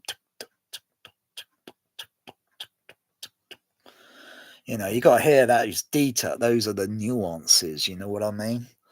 You see, most people talk about fucking nuances and like, oh yeah, I hear these details, blah blah blah. Fucking, can you please elaborate and explain what details that you're listening to? Not just I heard nuances. I heard what the fuck. You know, that's like Youth Man and all these other idiots on YouTube, and they don't even explain what fucking sound effect it is. They just ramble just so they can get their video out there, plastered up on fucking YouTube, get fucking likes and fucking a little sliver of money. Really? You got to explain what you're listening to. Um, yeah, also people in the background very softly, um, but they should be behind a door that's over one side in that room, um, as well as Foley when walking around, the type of footwear and because the room is carpet, and so it's going to have a certain sound when walking and then stopping, and then you get that sound. Usually, you get this and then the sound when you stop walking. You get that shuffle sound on the carpet. Yeah, all those details. Fuck's sakes! Like, can everyone hear all the nuances? Like in say, well, if you could hear the range, like in say, like Apollo 13, um, when they power up the command module, and then they get all the telemetry, then start talking on the computers in Houston, and you get this little high frequency. I think it's between 10 and 12 kilohertz. I think you get this very high frequency. Kind of goes. You get a little other frequency that's down a little bit lower. That's audible. Then you get this other higher frequency sound. Um, and it's when the computer screens all display all the telemetry and all the data on the yeah. Can you hear that nuancing? Yeah, you might need to do some special tuning on your system to hear it. Otherwise, goes over your head. You don't even know it was there. But do monitors and such TV CRT monitors, do they make that noise? Well, you could put a microphone close up to a CRT and you can hear the buzzing and noise it's being picked up on the mic, and you can see it on the RTA, the frequency. Um, and never put a cat near a CRT because they don't like it because of the static electricity. You don't get that. You don't see. That's the one thing. That's the one thing. You see, you trade one thing. You trade one artifact off for the other artifact. I miss the days when you turn on a CRT, it makes a certain sound when you turn on because of the electric charge it's building up inside the tube. And usually on the front of it, usually get the front of the screen, you get static electricity. You put a cat near that, they're not going to like that shit. I tell you, they'll go bonkers. But TVs today, OLEDs and that, LCDs, no, they don't have that static electricity effect on the screen. Uh, why JBL still make Control 1 or Control 5 speakers or whatever with magnetic shielding, it completely baffles me because you don't need that extra material on the speaker anymore. They could take it and strip it off, save save a little bit extra on the speaker, and lower the cost down a little bit. Because it's still a number one speaker that's sold. I don't know why, but that's a the Control 5. That's a speaker that was introduced back in the late 1980s, and yet it's still a current number one, yeah, monitor speaker. Um, yeah, yeah, you turn a laptop on and all that. You don't get static electricity. Um,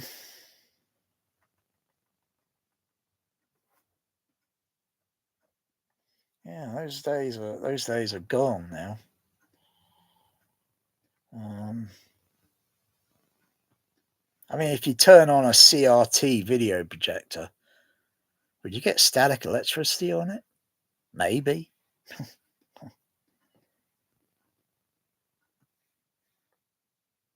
And who uses those crappy things anymore? Bloody hell, the fucking things are like dinosaurs. They're bulky, they're heavy.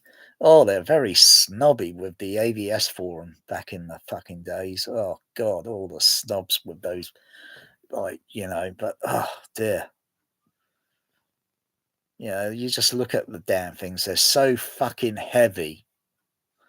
About probably about the same weight as a bloody typical 65-inch OLED or 75-inch OLED.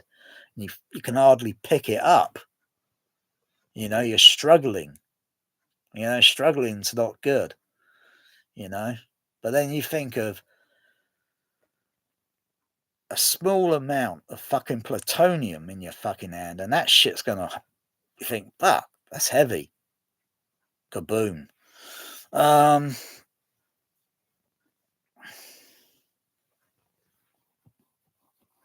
yeah, why are things so heavy in the future? Is there some problem with the Earth's magnetic pull?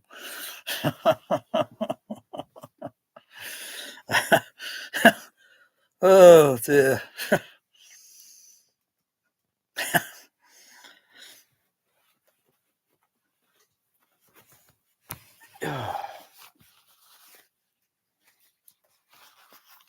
Yeah, you think of that Back to the Future speaker, really. Fucking magnet. If that was on the back, if that was on the front of your house or whatever, you're going to have anything that's metal objects on the back, on the other side of the wall, attached and stuck to the wall. I think, what the fuck is all this stuck on the wall? I don't get it. uh,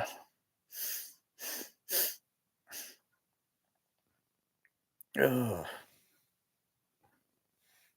No, subs are so stupid. If they blow up, they're not going to blow you across the room. I said it before.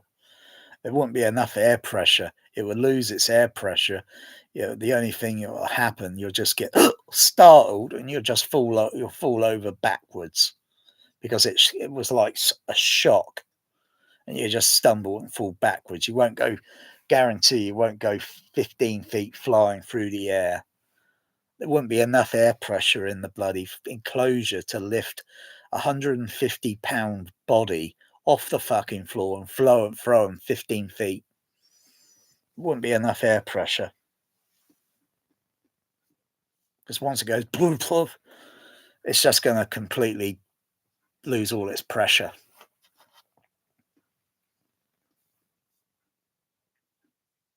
Um, yeah. Yeah, actually, when you listen to that in the movie and or the sound mix on it, also, it's not really that loud in and it's like the only few loudest dynamic sound effects are like near the end of the movie with the DeLorean when it's racing down the road towards the cable to pick up the voltage, um, and then it's like some sort of afterburner or what with the wheels. You get this, and then it zooms past, and you get this like a thunderbolt clap, or a thunderclap, and then it hits the cable, and then whoosh, that's it. And then near to the very very end, there's a bit more of a when it goes into its kind of time travel warp drive or whatever the fuck it is. You get this pretty loud dynamic, but when the speaker thing blows up, it's a little, yeah, it's loud or such, but it's a little less. It's a little less, and it's best to try with the laser disc, because the sound mix is not going to be fucked around too much there. Um, but it's only like you would have seen a 35mm print. It's too bad they didn't do reissues of that Back to the Future in AC3 on Laserdisc, because it would just totally blow knockout 4K. Because you'd be thinking there's something a little bit fishy about 4K. There is something fishy about it. Um, which is why I'm not particularly interested much in the, there's not any big hit top movie, and I don't think Star Wars next year, if it's I don't think it's going to have a theatrical mix on it. It's just going to be a fucking near field. It's going to be watered down. It's not. There's going to be something fishy about it. It's not going to be like the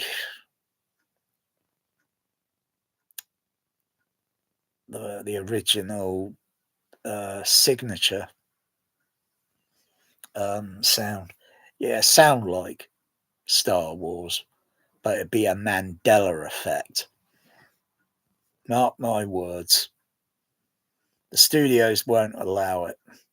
They want to keep it so that they can milk it a little bit, a few years ahead, and then milk it again. Might as well just call it Milk Wars. Because the whole fucking thing is just turned into stupidity. Star Wars is just fucking stupid garbage trash now. It used to be something that, not a serious like movie, but it had something of, um, it's very hard for me to ignore things now because how Hollywood is all pedophile shit. And I guarantee you, I think I think it's been mentioned that George Lucas is on those Epstein files. And Steven Spielberg, oh well, that doesn't fucking surprise me.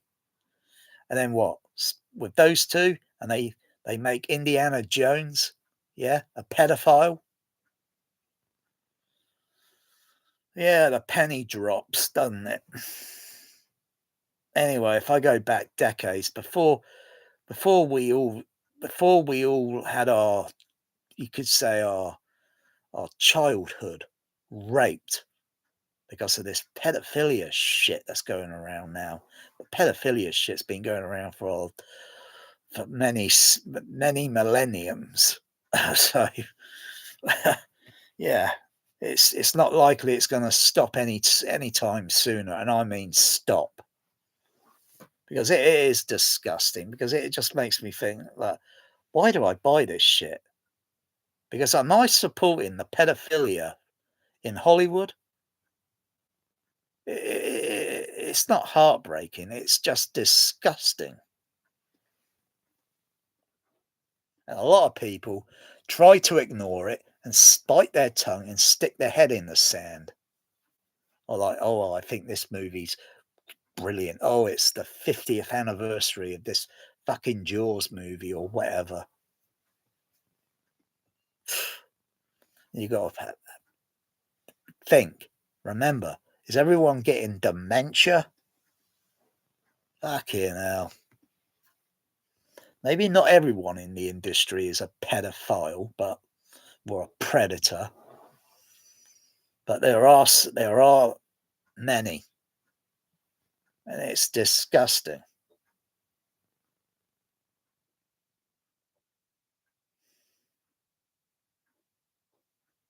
Because you think these people, they're like just any other.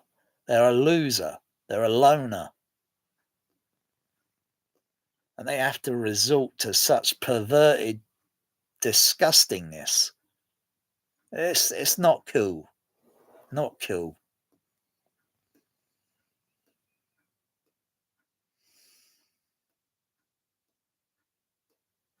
Fucking hell. Oh dear. I wonder how many more elites are going to be on those lists. Richard Branson, fucking hell. I wouldn't have thought he'd be on those fucking lists. Fucking hell.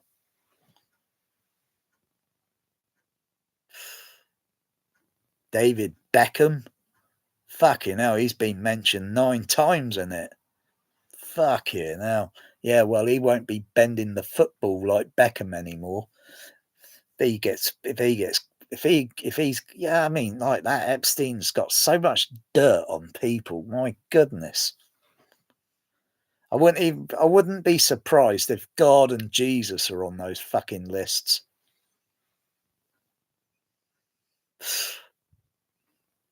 Disgusting, isn't it?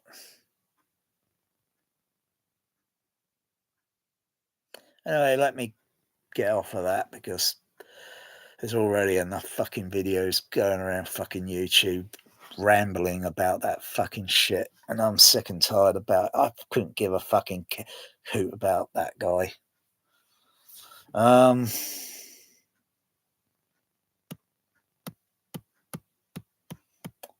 I know you like hear things about, yeah, but where the fuck was I talking about before? And then yeah, all this fucking Hollywood, and you fucking soundtrack and visuals, and how many days now have I been in? You see, this is getting a habit. This is getting a habit with my health. I spend more time on the fucking bed since my heart heart. I can never pronounce it. Heart afibrillation, and oh, we got other great news. You're also T2. What's that mean? I'm a Terminator?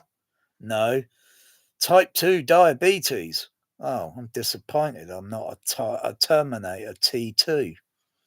I always wanted to play that motherfucker. Yeah, fucking great. And my whole fucking system just feels so fucking drained. Sometimes I feel like I've got a bit of energy, but I can't kid myself now because I know it's just going to wear out. It's only going to last for a very short period, and it's going to wear out, and I've got to lay down. It's better when I'm laid down. But the moment I stand up and I've got pressure and I'm trying to support myself in a vertical and walk. I had a dizzy spell. I think it was last week. I almost collapsed, and I hadn't had one of those little episodes since. Oh crikey! I'm not sure if it was last year or the year before. And I certainly didn't want one where I fucking totally, because I got so many fucking objects that I could land and do serious damage to my head. Could possibly be fatal. So yeah, it scares the crap out of me. Usually I'm not that scared, but it scares the crap out of me because that's like trying to purposely pretend you're a stunt man and throw yourself around the fucking home without wearing proper stuff to absorb the energy, so you don't hurt yourself that much. But it's like, yeah, fucking fed up laying in the fucking fed up with it.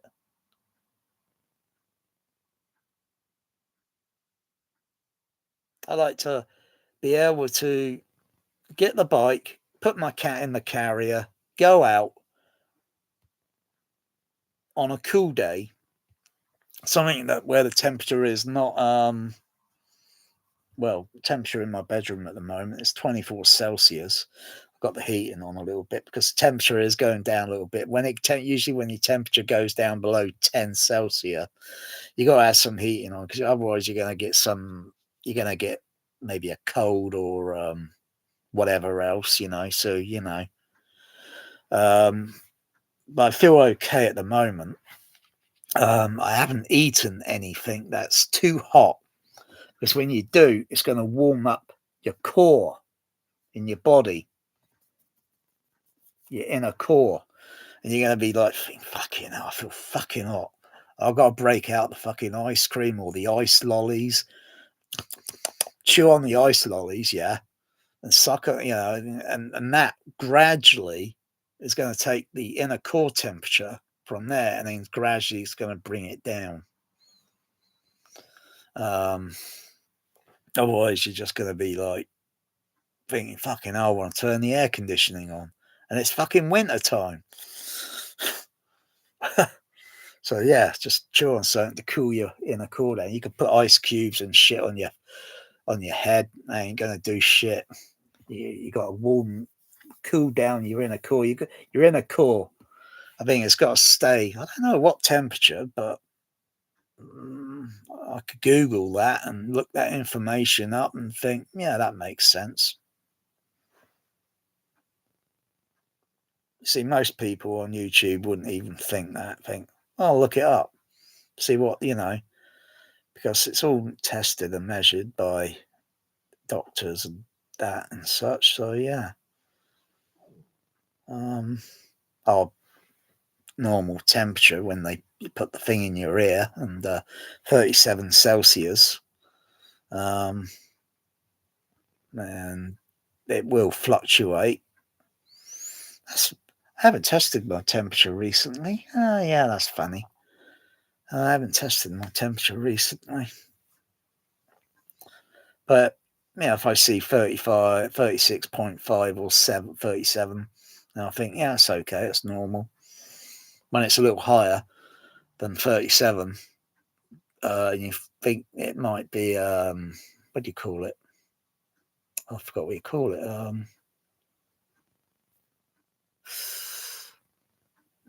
No, it's not a heat wave. Temperature, I forgot what you call it. That's probably because I haven't had one for many years, a high temperature. Yeah, I forgot what you call it. It's got a name to it, but you see, that's the thing.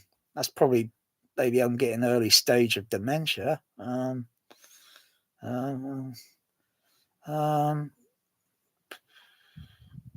I think it's just a temperature, isn't it? You got a temperature, haven't you?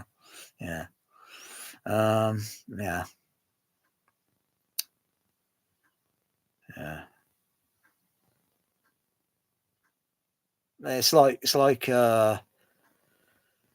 ice cream. You get the reverse. You get the brain chill, don't you? You got to eat the ice cream very carefully to avoid. Otherwise, my technique trick for that is go and drink something warm. And start rubbing your head like this and get friction, yeah, and it'll warm up and it'll that cold chill will gradually start coming down. Otherwise, it's like probably second worst best to having a toothache. you're, you're running around, yeah. So a warm drink or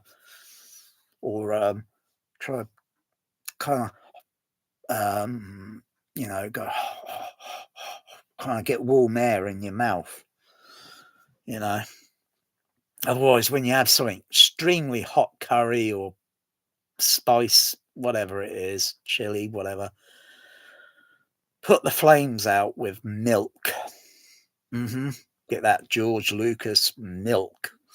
Glug, glug, glug. Ice. Keep it. Glug, glug, glug.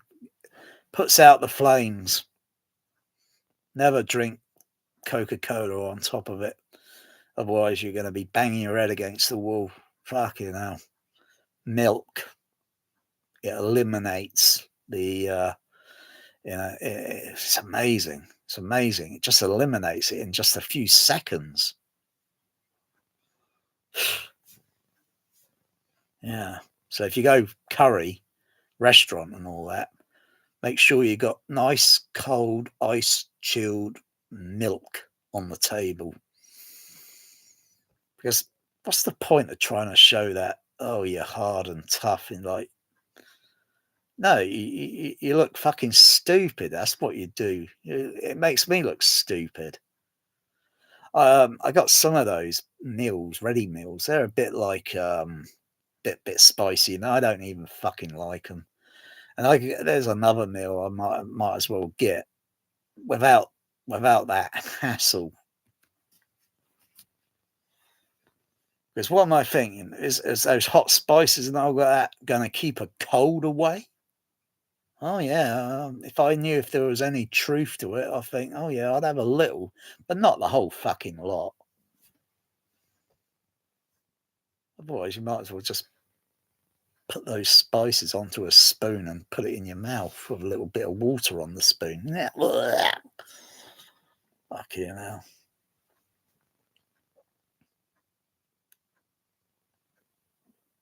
Oh, the abyss, the abyss, the abyss, the abyss, the abyss, the abyss, the abyss. I wouldn't mind to have a curved screen in the room. I wouldn't mind a curved screen. But it won't look like Cinerama or anything like that in the home. It's too damn small. You got to be closer to the screen to get that kind of effect. And they made gimmicks, I believe. They made those crappy Blu-ray discs, didn't they? Couple uh, years ago. Smiley, Cinerama. What the fuck? You're gonna put that on a flat screen? Oh yeah, they had those. I don't think they do many of them now. Those remember they used to do those curved OLED screens? Oh, for goodness gracious. What a fucking gimmick. Don't fucking see the logic in those crap. Really. You gotta be so fucking close to that fucking screen to think you're getting a fucking Cinerama 1960s flashback. And they're too, and then fucking some of the screens are not even fucking large enough. I don't know why they fucking made those useless things. Might as well just use a video projection, but you got to have a room that's pretty damn large. Otherwise, in a small room, it just wouldn't work. You got to have a seat row that's going to be a certain distance away from that screen. So you, when you sat front row, it's like wow. But when you sat far back, it's like it's like I'm not getting the effect. It's like looking. I would say again, it's probably like looking at a fucking curved screen OLED from about 9 foot away from you. It's going to look fucking awful. It's not going to have that proper effect. Um, and there's the certain architectural design to these, some of these Cinerama auditoriums. Like the one downtown was pretty neat. Looks state of the art with the way the floor was designed to the way it curved around, and you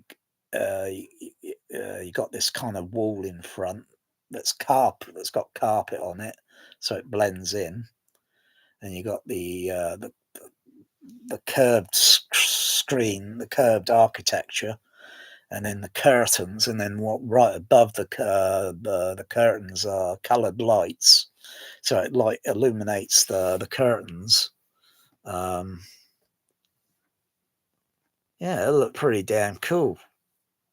Pity, really. Pity. It's a pity, really. It all got closed down because of crappy rich people snob politics, crappy management politics, and so forth. Just so they can have a shitty cinema across the road.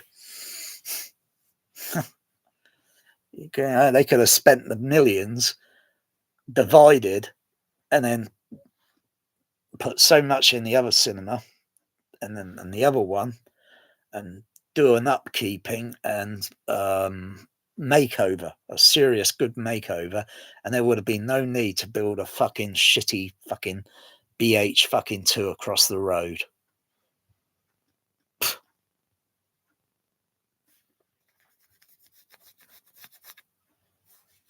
Yeah.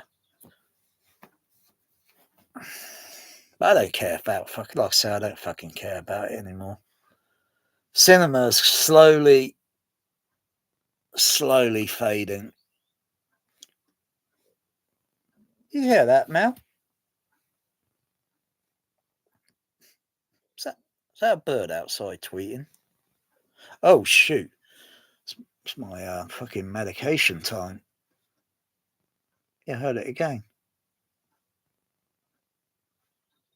Yeah, it's a bird out. There's a bird outside tweeting. And yeah, uh, gradually now 5 p.m. It's gradually a little bit lighter, and so gradually getting shifting. It's getting nearer to spring. I can only dread that it's going to, fucking another hot fucking heat wave, and I've got to turn that fucking air conditioning on in the bedroom. Fucking hell. Because it's just, I've got to cool the room down. Even though the room at the moment is at 24, but like I say, it's when you got the ambient temperature outside, the ambient temperature is like this. And you got your tiny little fucking home that's like there, fucking dinky. And you got this fucking mother nature of fucking hot fucking heat wave outside. And that gets, and it, like I say, heat wave will find a way. It's going to slip in, it's going to get in it's going to take your ambient temperature up a little higher. Fucking hell. And you think it's better to be outside in a shade with a breeze, if there's such a breeze going around. Otherwise, you've got to lock yourself indoors, close the fucking, make sure you got an air conditioner and turn the motherfucker on. Otherwise, you'd be climbing the walls because it adds onto your body temperature, 37 Celsius. And then you get this other fucking temp, and it's just like, fucking hell.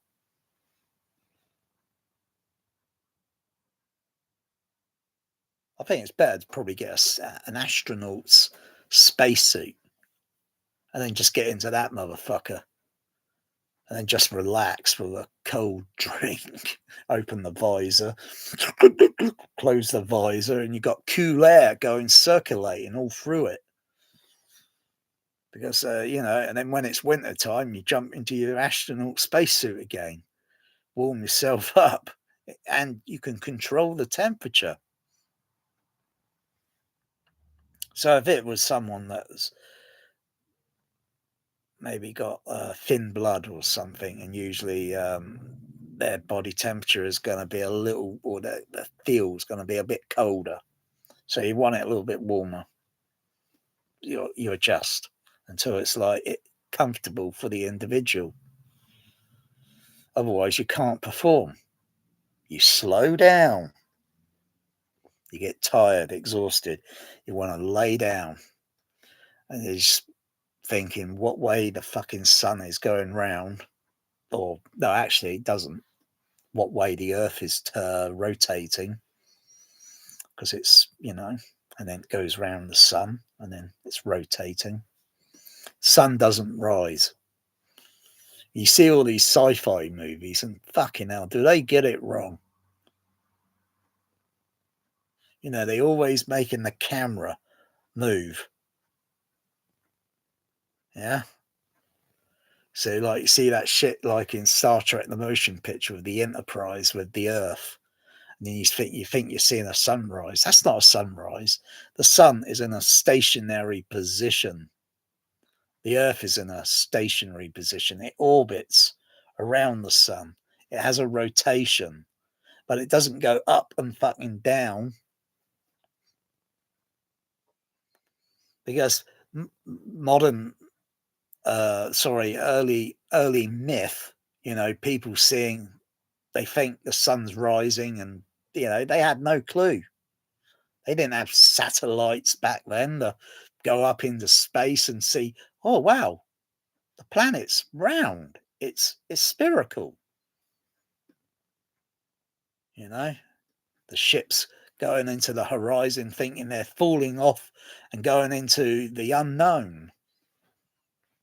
Now, there's only so many miles. The Earth has a slight narrow curvature, and it's so many miles out, and then it just drops off because it's curving. If to all the dim-witted fucking flat earthers, motherfuckers out there, if the Earth was fucking truly flat, you could use a fucking motherfucking powerful fucking telescope. You'd probably be able to see the fucking United States from England. If I pointed it, well, actually, if I pointed it that way, I'll probably see Ireland. But if I angled it another way, I should be able to see some of the skyscrapers, shouldn't I? Fucking flat earthers, yeah, fucking crackers.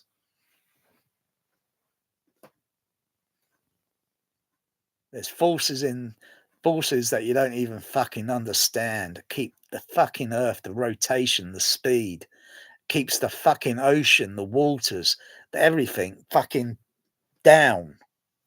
Waterfalls, when they're falling, do you think they go upward?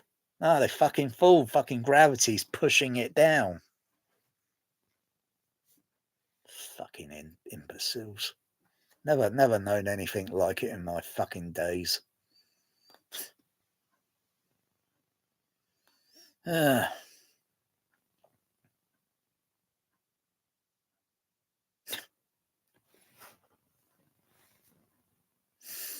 Enough about the flat earthers.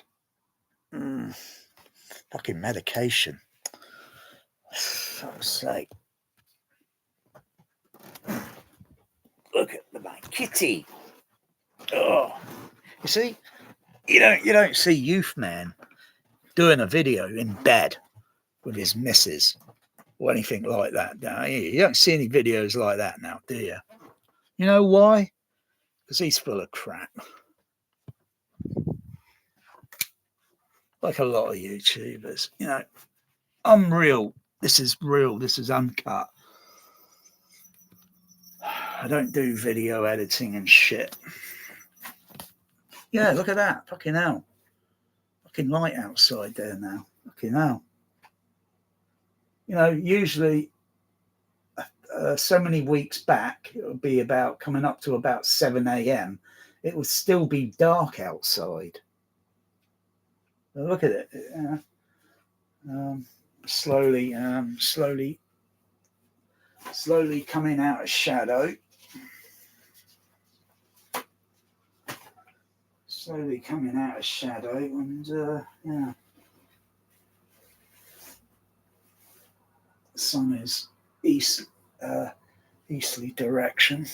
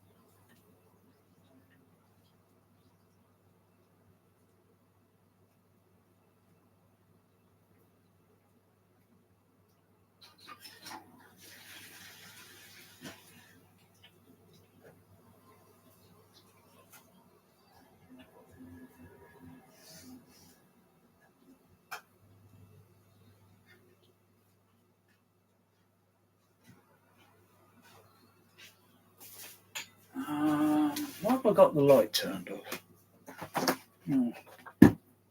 What the fuck am I looking in the fridge for?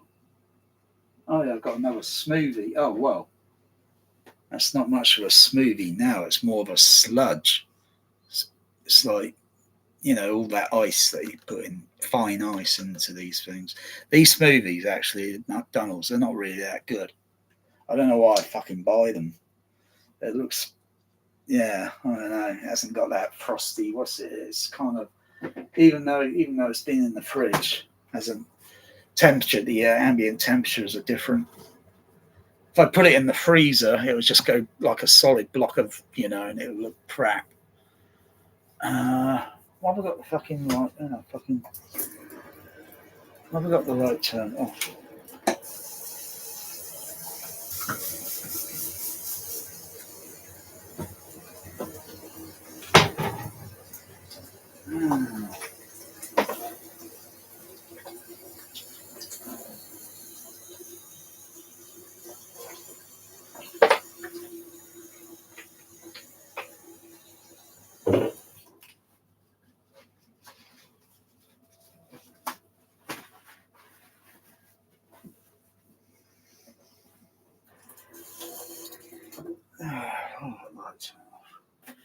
Hey, Bear.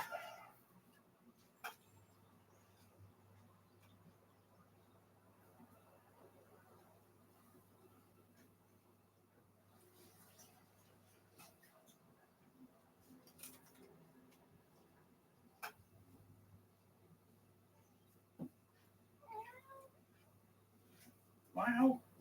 Oh, hold on, Bear. I'm going to sneeze. It's going to be about 100 dB.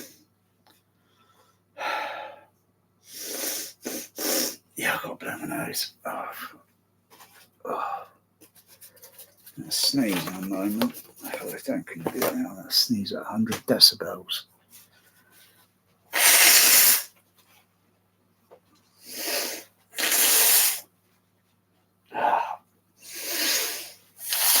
Oh, the mucus.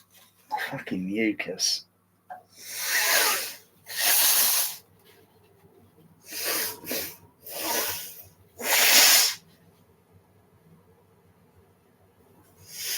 Oh, that really pisses me off.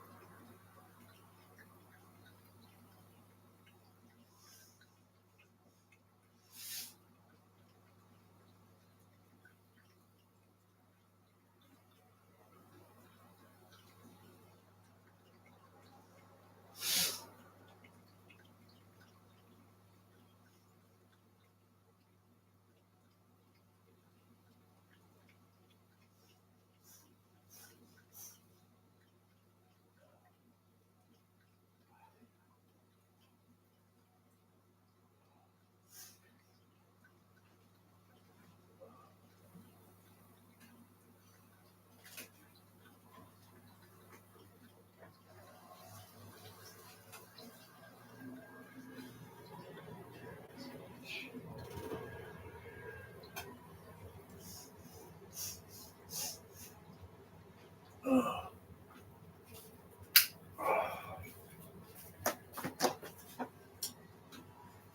Yeah. I'll have that, what's it with the, I can't do any harm. Hey, Bear. Cardboard box there, playing with. Want some of this? Hey? Yeah, we don't want that, do we, Bear?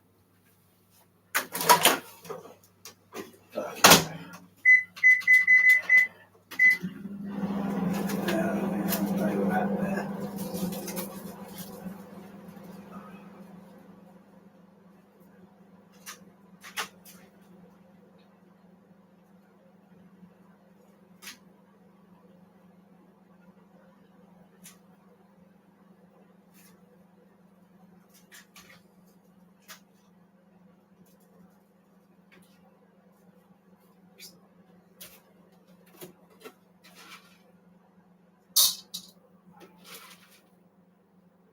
don't know why I bother with the feeder. You occasionally eat from it, don't you? There you go.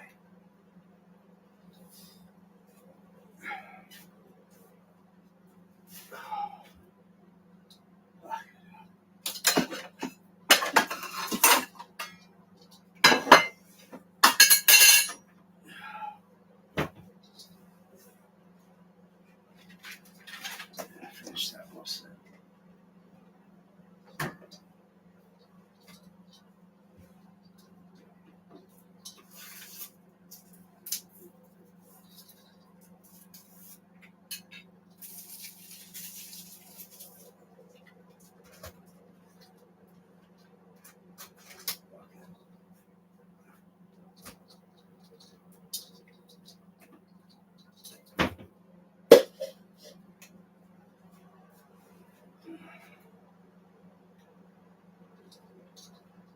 Just can't keep the hand steady.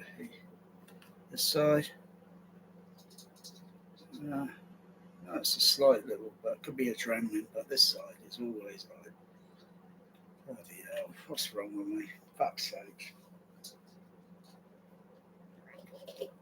Yeah, it doesn't have the frosty, icy fucking anymore, fuck's sake. Maybe if I put it in the freezer, but a lot of time, it may be half hour.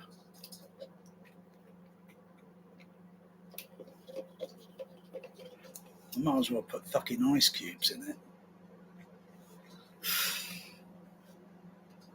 Ugh.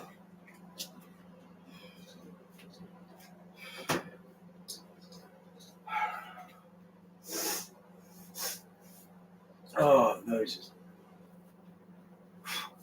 is getting congested with too much mucus. Must be going into mucus season.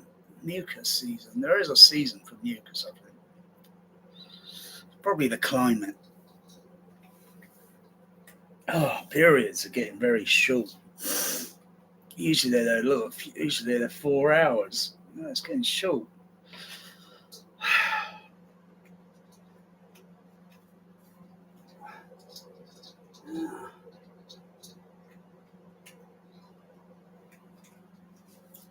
I think that's warming up. I think that's done.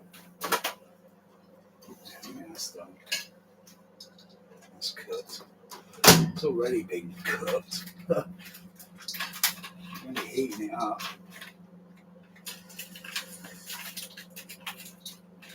Oh. It's a little milder.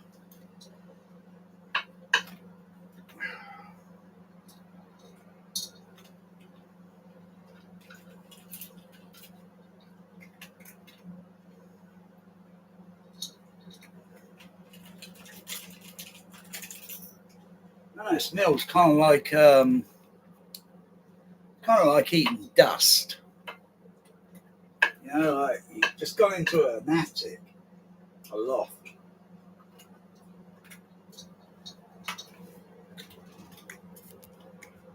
A lot of dust around, you know, and that's what it tastes like. Fucking disgusting. Where I get some of these other meals. Yeah. You know, they're bored with this one. Got a few crappy vegetables in it, not much bloody vitamin D there for crying out loud.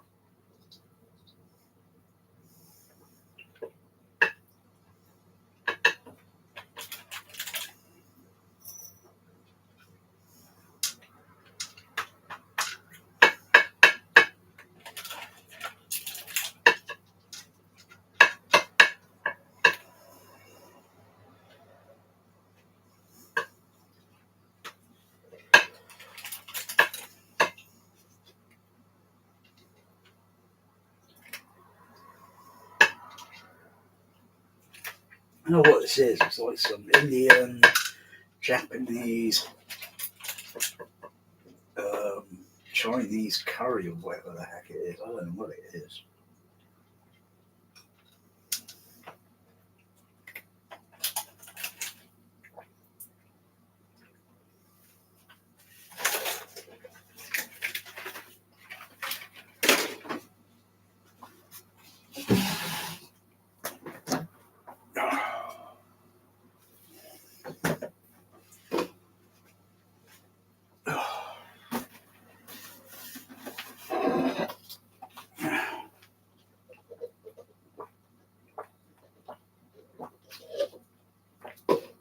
haven't got that. Doesn't allow us to go have those smoothies when they're smoothie. Otherwise, it doesn't become a smoothie.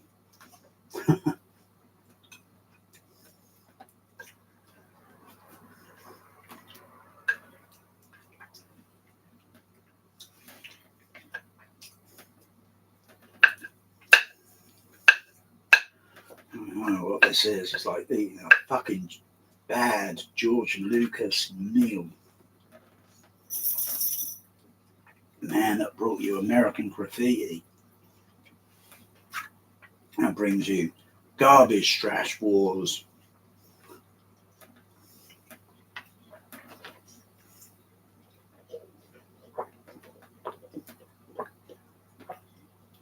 Oh, fucking hell. They eat smoothies, but they don't do large. I don't know what they mean. Might as well go McDonald's and stick your mouth under the bloody what's it and start glug glug glug glug glug glug glug glug glug glug.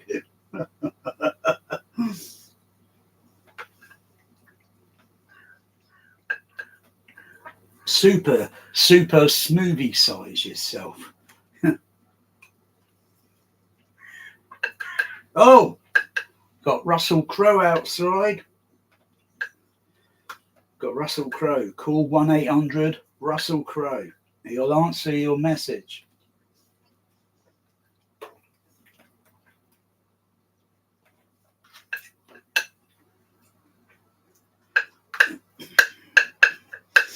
Steven Seagal's not outside yet. Call Steven Seagal. 1-800 Steven Seagal.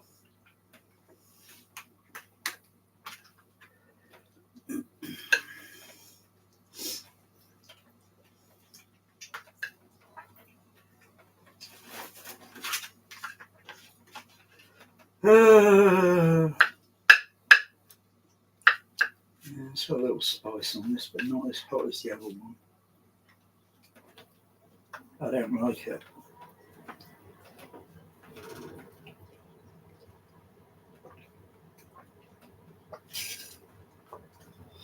Yeah, it's like a fucking regular milk, fucking orange drink or something. Mango. That's not mango. That's syrup. That's syrup, and the ice has gone to water now.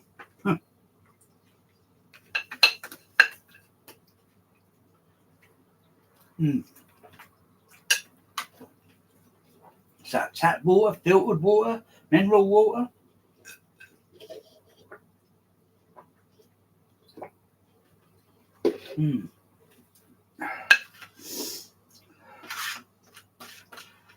Oh, well, you know, this is what NASA would be eating. If NASA's going to be NASA, they should have ready meals. They all got to simulate like they're going to another planet. But they're bullshit. Unbelievable space NASA bullshit. They're going back to the moon. I couldn't care less.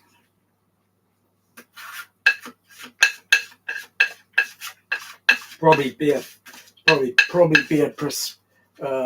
false perspective of like, oh yeah, we're seeing a large rocket launching. Actually, it's radio controlled. Oh look, they're orbiting the moon. Do we care? Is it going to improve life on the planet Earth? No, I mean life, not social society shit. Is it going to improve the life of the elephants and the tigers, the lions, and the marine sea life, the dolphins, the whales? Is NASA going to improve the lifestyle? No. A bunch of fucking motherfuckers. Who cares about whether they launch in March? I couldn't care less. I probably don't even know the date. So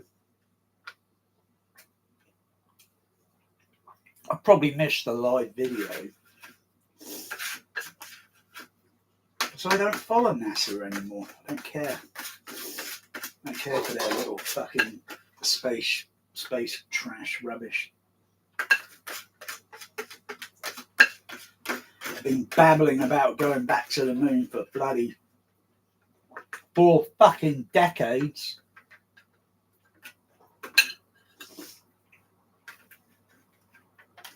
And now it's like, oh yeah, we got the technology. But yeah.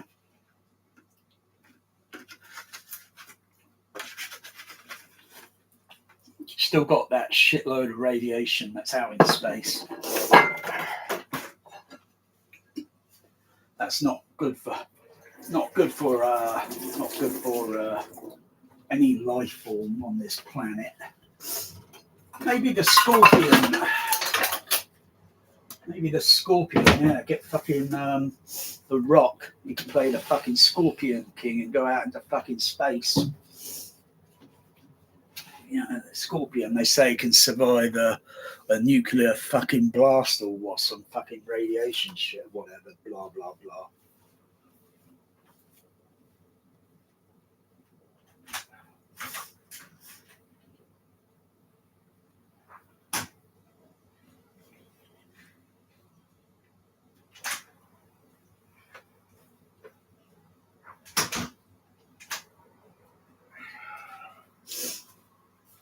Yeah, anyway. Oof.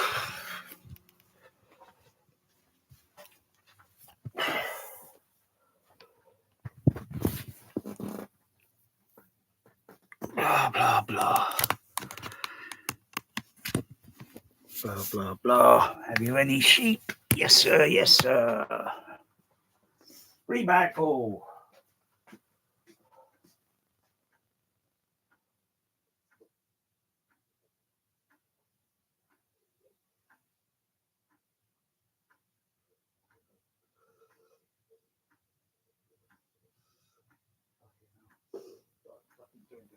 Destroyed that. Fucking awful.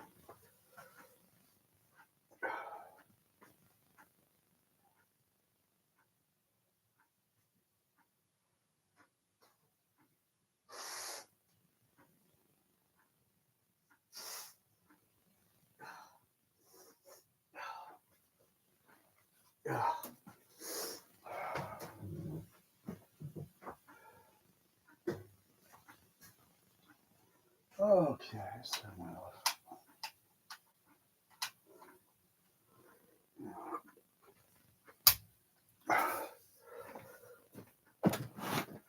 yeah, probably stay in bed now, maybe for the rest of the day. I don't care to do anything today. Fucking, I'm exhausted as it is. Fucking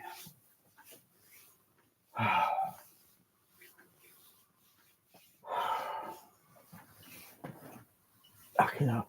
Oh, I want to lay down horizontal. Oh, fucking hell. Can't get fucking 5 minutes to lay down fucking horizontal. Fucking hell. Fucking just eating a fucking meal. Fucking exhausting being in a vertical position.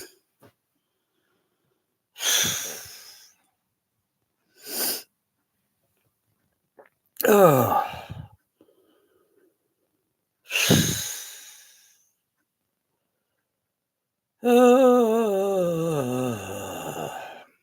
Yeah, I'm fucking off. I had enough of this bullshit.